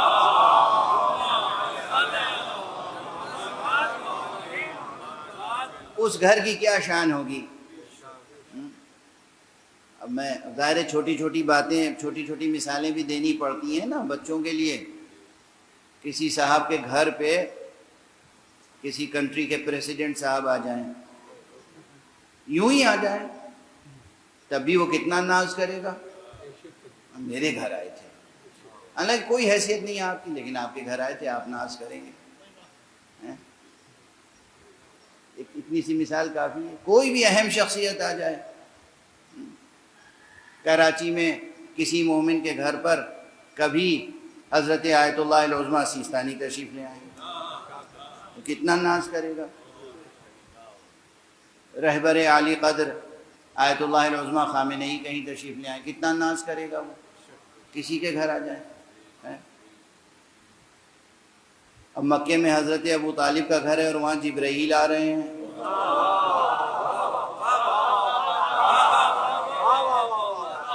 قرآن نازل ہو رہا ہے، مصطفیٰ صلی اللہ علیہ وآلہ وسلم کی ولادت ہو رہی ہے، اور ایسے واقعات اتفاقی نہیں ہوتے۔ اور یہ تو میں نے مثال عرض کر دی کہ کسی کے گھر آ جائیں، سیستانی صاحب آئیں گے تو کسی کے گھر آ جائیں گے، جس کے گھر آئیں گے اس کے گھر آئیں گے، کسی کے گھر تو نہیں آئیں گے نا۔ پریسیڈنٹ صاحب کہیں جائیں گے تو یوں ہی تو نہیں چلے جائیں گے، کوئی نہ کوئی اہمیت ہوگی اس صاحب خانہ کی بھی۔ تو بس یاد رکھیے کہ جس آغوش تربیت میں مصطفیٰ صلی اللہ علیہ وآلہ وسلم کو حق سبحانہ و تعالی نے سپرد کیا تھا، اس کی کبھی توہین نہ کیجئے گا، یہ بھی توہین رسالت ہوگی۔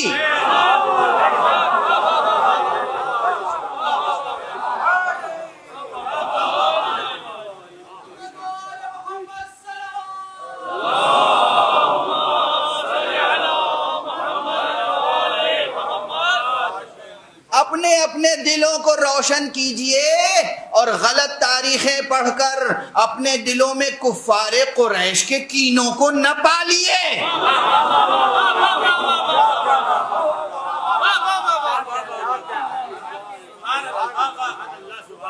کفار قریش کو حسد تھا ابو طالب سے۔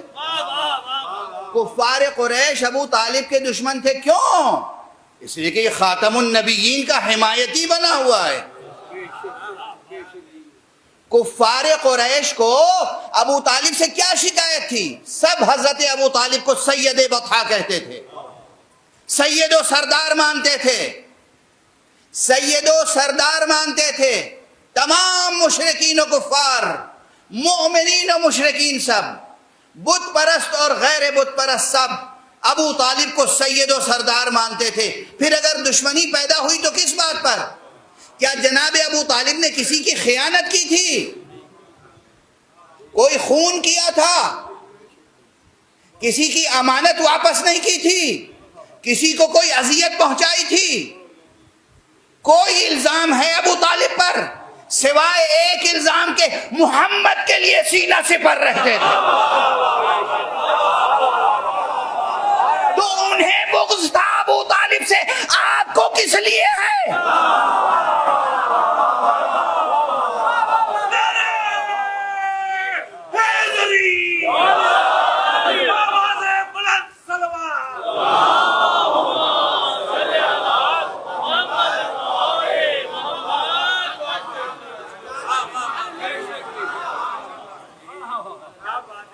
خبردار کوئی ایسی بات نہ کیجیے گا جس سے رسول کو کہیں اذیت پہنچے، اور کوئی ایسی بات نہ ہو جس سے توہین رسالت لازم آئے۔ رسول اللہ محمد رسول اللہ صلی اللہ علیہ وآلہ۔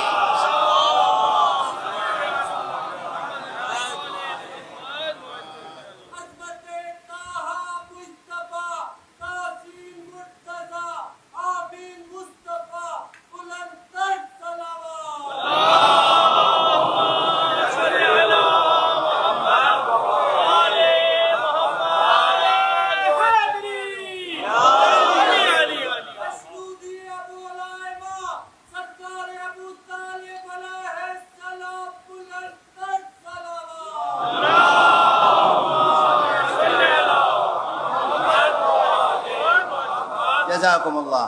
وقت گزر گیا، میں تو بس آج ایک ہی جملہ شاید عرض کر پایا کہ قرآن مجید کو سمجھنے کے لیے محبت خدا شرط اول و آخر، محبت خدا، اس کے بعد محبت و عشق رسول، اس کے بعد محبت و عشق اہل بیت رسول، آل رسول۔ یہ جہاں نہیں ہے وہ انسان قرآن کا ہو ہی نہیں سکتا۔ اس سے قرآن کا کیا رشتہ ہے؟ یعنی ابتداءً و انتہاءً، آغاز یا انجام، حدوثاً و بقاءً۔ قرآن مجید نازل ہوا کس پر؟ قلب پیغمبر پر۔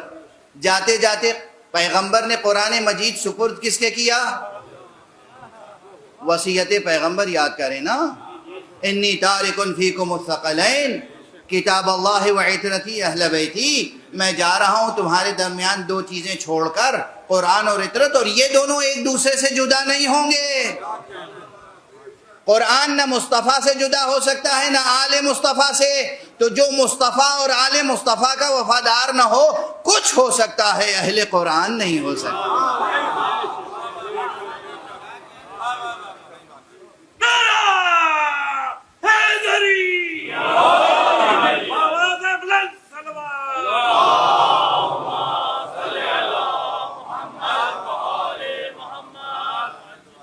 اگر اہل قرآن ہونا ہے تو سب سے پہلے قرآن کہاں سے ملے گا؟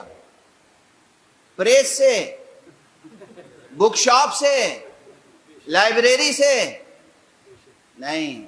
دھوکہ کھا گئے آپ، فریب میں مبتلا ہیں، نالج نہیں ہے آپ کو، ایلوژن آف نالج ہے، فریب آگہی میں مبتلا ہیں یا ابلہی میں مبتلا ہیں۔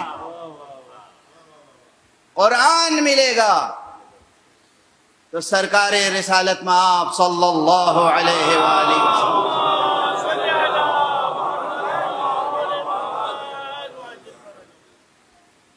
اس لیے ایسی کوئی تفسیر معتبر نہیں ہو سکتی جو اس التزام کے ساتھ لکھی جائے کہ اس میں سب کچھ تو ہو مگر کہیں رسول اور آل رسول کا ریفرنس نہ آئے. وہ تفسیر قرآن نہیں ہے، تفسیر بالرائے ہے. وہ تفسیر بالرائے ہے، تفسیر قرآن نہیں ہے. تفسیر قرآن وہی ہوگی جس میں رسول کا بار بار تذکرہ ہو. اور اب پھر ایک جملہ عرض کر دوں، یہ جملہ ضرور ماضی میں بھی عرض کر چکا ہوں متعدد بار اور مستقبل میں بھی عرض کرتا رہوں گا ہمیشہ، کہ قرآن مجید اللہ سبحانہ و تعالی نے ایسی صنعت میں نازل کیا ہے. یہ صنعت یہ ادبی اصطلاح کے طور پر بھی استعمال کر رہا ہوں، بلکہ زیادہ غالب جنبہ وہی ہے. علوم بلاغت میں، فنون بلاغت میں ایک علم ہے، علم بدیع، جس میں صنائع اور بدائع سے بحث ہوتی ہے. یعنی آپ اپنے کلام کو کس طریقے سے سجا کر پیش کریں کہ زیادہ سے زیادہ مؤثر ہو جائے. یہ جملہ یاد رکھیے گا. کلام سجاتا کیوں ہے انسان؟ تاکہ سامع اسے پوری جاذبیت سے قبول کرے. اپنی تقریر کو، تحریر کو، شاعری کو، نثر کو انسان کیوں سجاتا ہے؟ تاکہ پڑھنے والا، سننے والا جذب ہو جائے اس میں. تو اللہ سبحانہ و تعالی نے قرآن کو نازل کیا ہے ایسی صنعت میں کہ متن قرآن سیرت مصطفیٰ سے جدا ہو نہیں سکتا.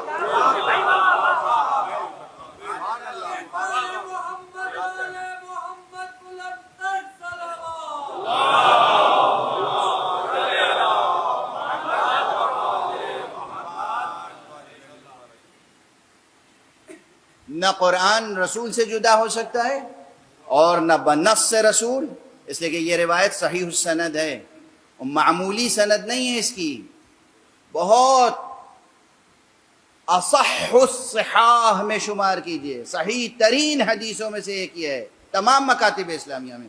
کوئی جھٹلائے گا تو جھوٹا ہی ہوگا، پوری ذمہ داری سے عرض کر رہا ہوں، کوئی جھٹلائے گا تو جھوٹا ہی ہوگا. یہ صحیح ترین حدیثوں میں سے ہے. حضرت امام مسلم نے بھی لکھی ہے، امام مسلم کی صحیح مسلم میں بھی، اور تمام ائمہ حدیث نے لکھا ہے. حضور نے جاتے جاتے کہا انی تارک فیکم الثقلین، اور یہ ایک نہیں، ایک سے زائد مقامات پر کہا ہے، بار بار کہا انی تارک فیکم الثقلین، میں جا رہا ہوں دو نفیس چیزیں، دو گراں بہا چیزیں چھوڑ کر جا رہا ہوں، ایک قرآن اور ایک میرے اہل بیت، میری عطرت، اور یہ دونوں لن یفترقا حتی یرد علی الحوض، یہ ایک دوسرے سے جدا نہیں ہو سکتے جب تک مجھ سے آ کر حوض کوثر پر ملاقات نہ کریں. تو جو قرآن سے وفاداری رکھنا چاہتا ہے اسے اہل بیت کا وفادار ہونا ہوگا، اور اہل بیت مصطفیٰ، عطرت مصطفیٰ سے دوری اختیار کر کے کوئی قرآن سے نزدیک نہیں ہو سکتا، نہ قرآن سے نزدیک ہو سکتا ہے، نہ روز حشر مصطفیٰ کی زیارت سے مشرف ہو سکتا ہے، نہ آب کوثر سے سیراب ہو سکتا. صلوات پڑھ دیں محمد.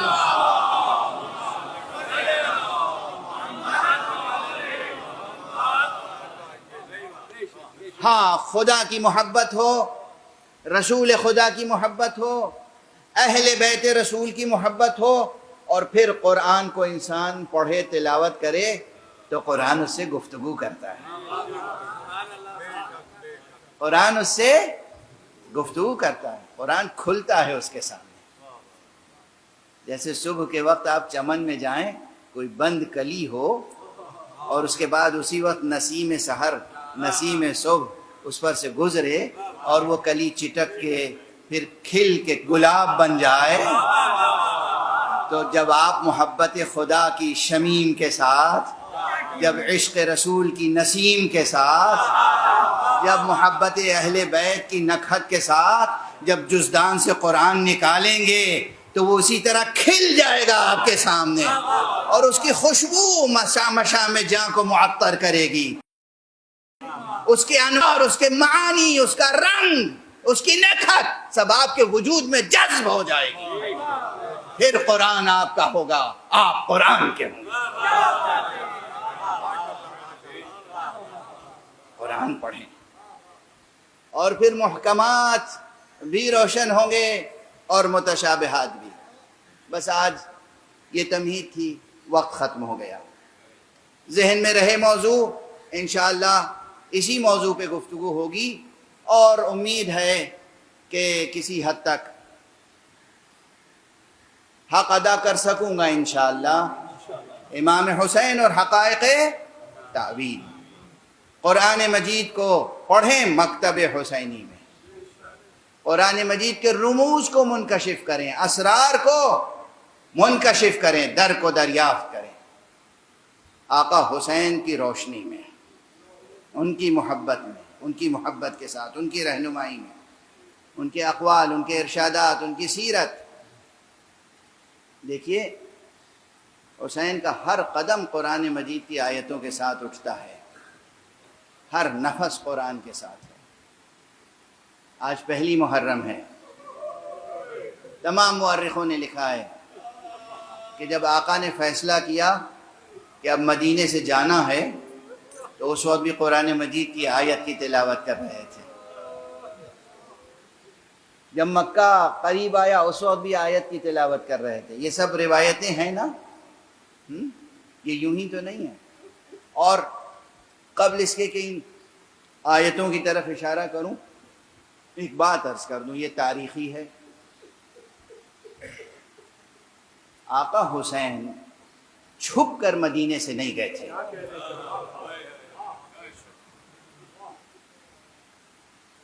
کسی ایسے راستے سے نہیں گئے تھے جو شاہراہ عام سے ہٹ کر ہو۔ اور ایک جملہ عرض کر رہا ہوں، آپ بھی گریہ کریں گے، خدا کی قسم جب آقا حسین مدینے سے چل رہے تھے تو صبح کا وقت تھا، دن کی روشنی تھی، شاہراہ عام سے مدینے سے مکے جا رہے تھے، اور مدینہ کا پورا شہر کھڑا ہوا حسین کو وداع کر رہا تھا۔ نہ جانے کتنی آنکھوں سے آنسو بہ رہے تھے، اشک باری ہو رہی تھی، حسین مدینے سے جا رہے ہیں۔ آج سے پہلے آپ نے شاید یہ جملہ نہ سنا، تجزیہ نہیں کرتے لوگ، تمام کتابوں کا احاطہ نہیں کرتے۔ آقا حسین جب گئے ہیں تو خاموشی سے نہیں گئے ہیں۔ بہت سے اصحاب اسی لیے درمیان میں کھڑے ہوئے تھے جنہوں نے لجام فرس تھام تھام کے کہا فرزند رسول نہ جائیے، اور اس موقع پر بار بار آقا کو کہنا پڑا کہ مجھے میرے نانا نے حکم دیا ہے، بیٹا جاؤ کربلا جاؤ۔ وقت تمام ہو گیا تو بس دو فقرے دہرا دوں، آپ کے لاکھوں بار کے سنے ہوئے ہیں، لاکھوں بار کے سنے ہوئے، لیکن دیکھیے نا اس میں المناکی کتنی ہے۔ آقا حسین نے فرمایا، میرے نانا نے کہا ہے اخرج یا بنی الی العراق، میرے بیٹے حسین عراق کی طرف جاؤ، جاؤ کربلا جاؤ، شاء اللہ ان یراک قتیلا، اللہ کی مشیت یہ ہے کہ تمہیں اپنی راہ میں ذبح کیا ہوا دیکھے۔ اور جب کسی نے کہا کہ یبن رسول اللہ اگر جا رہے ہیں تو تنہا تشریف لے جائیں، مردوں کو لے کر جائیں، بے شک مسلم ابن عقیل کو لے کر جائیں، بے شک عباس کو لے کر جائیں، بے شک علی اکبر کو لے کر جائیں، ارے زینب کو کیوں لے کر جا رہے ہیں؟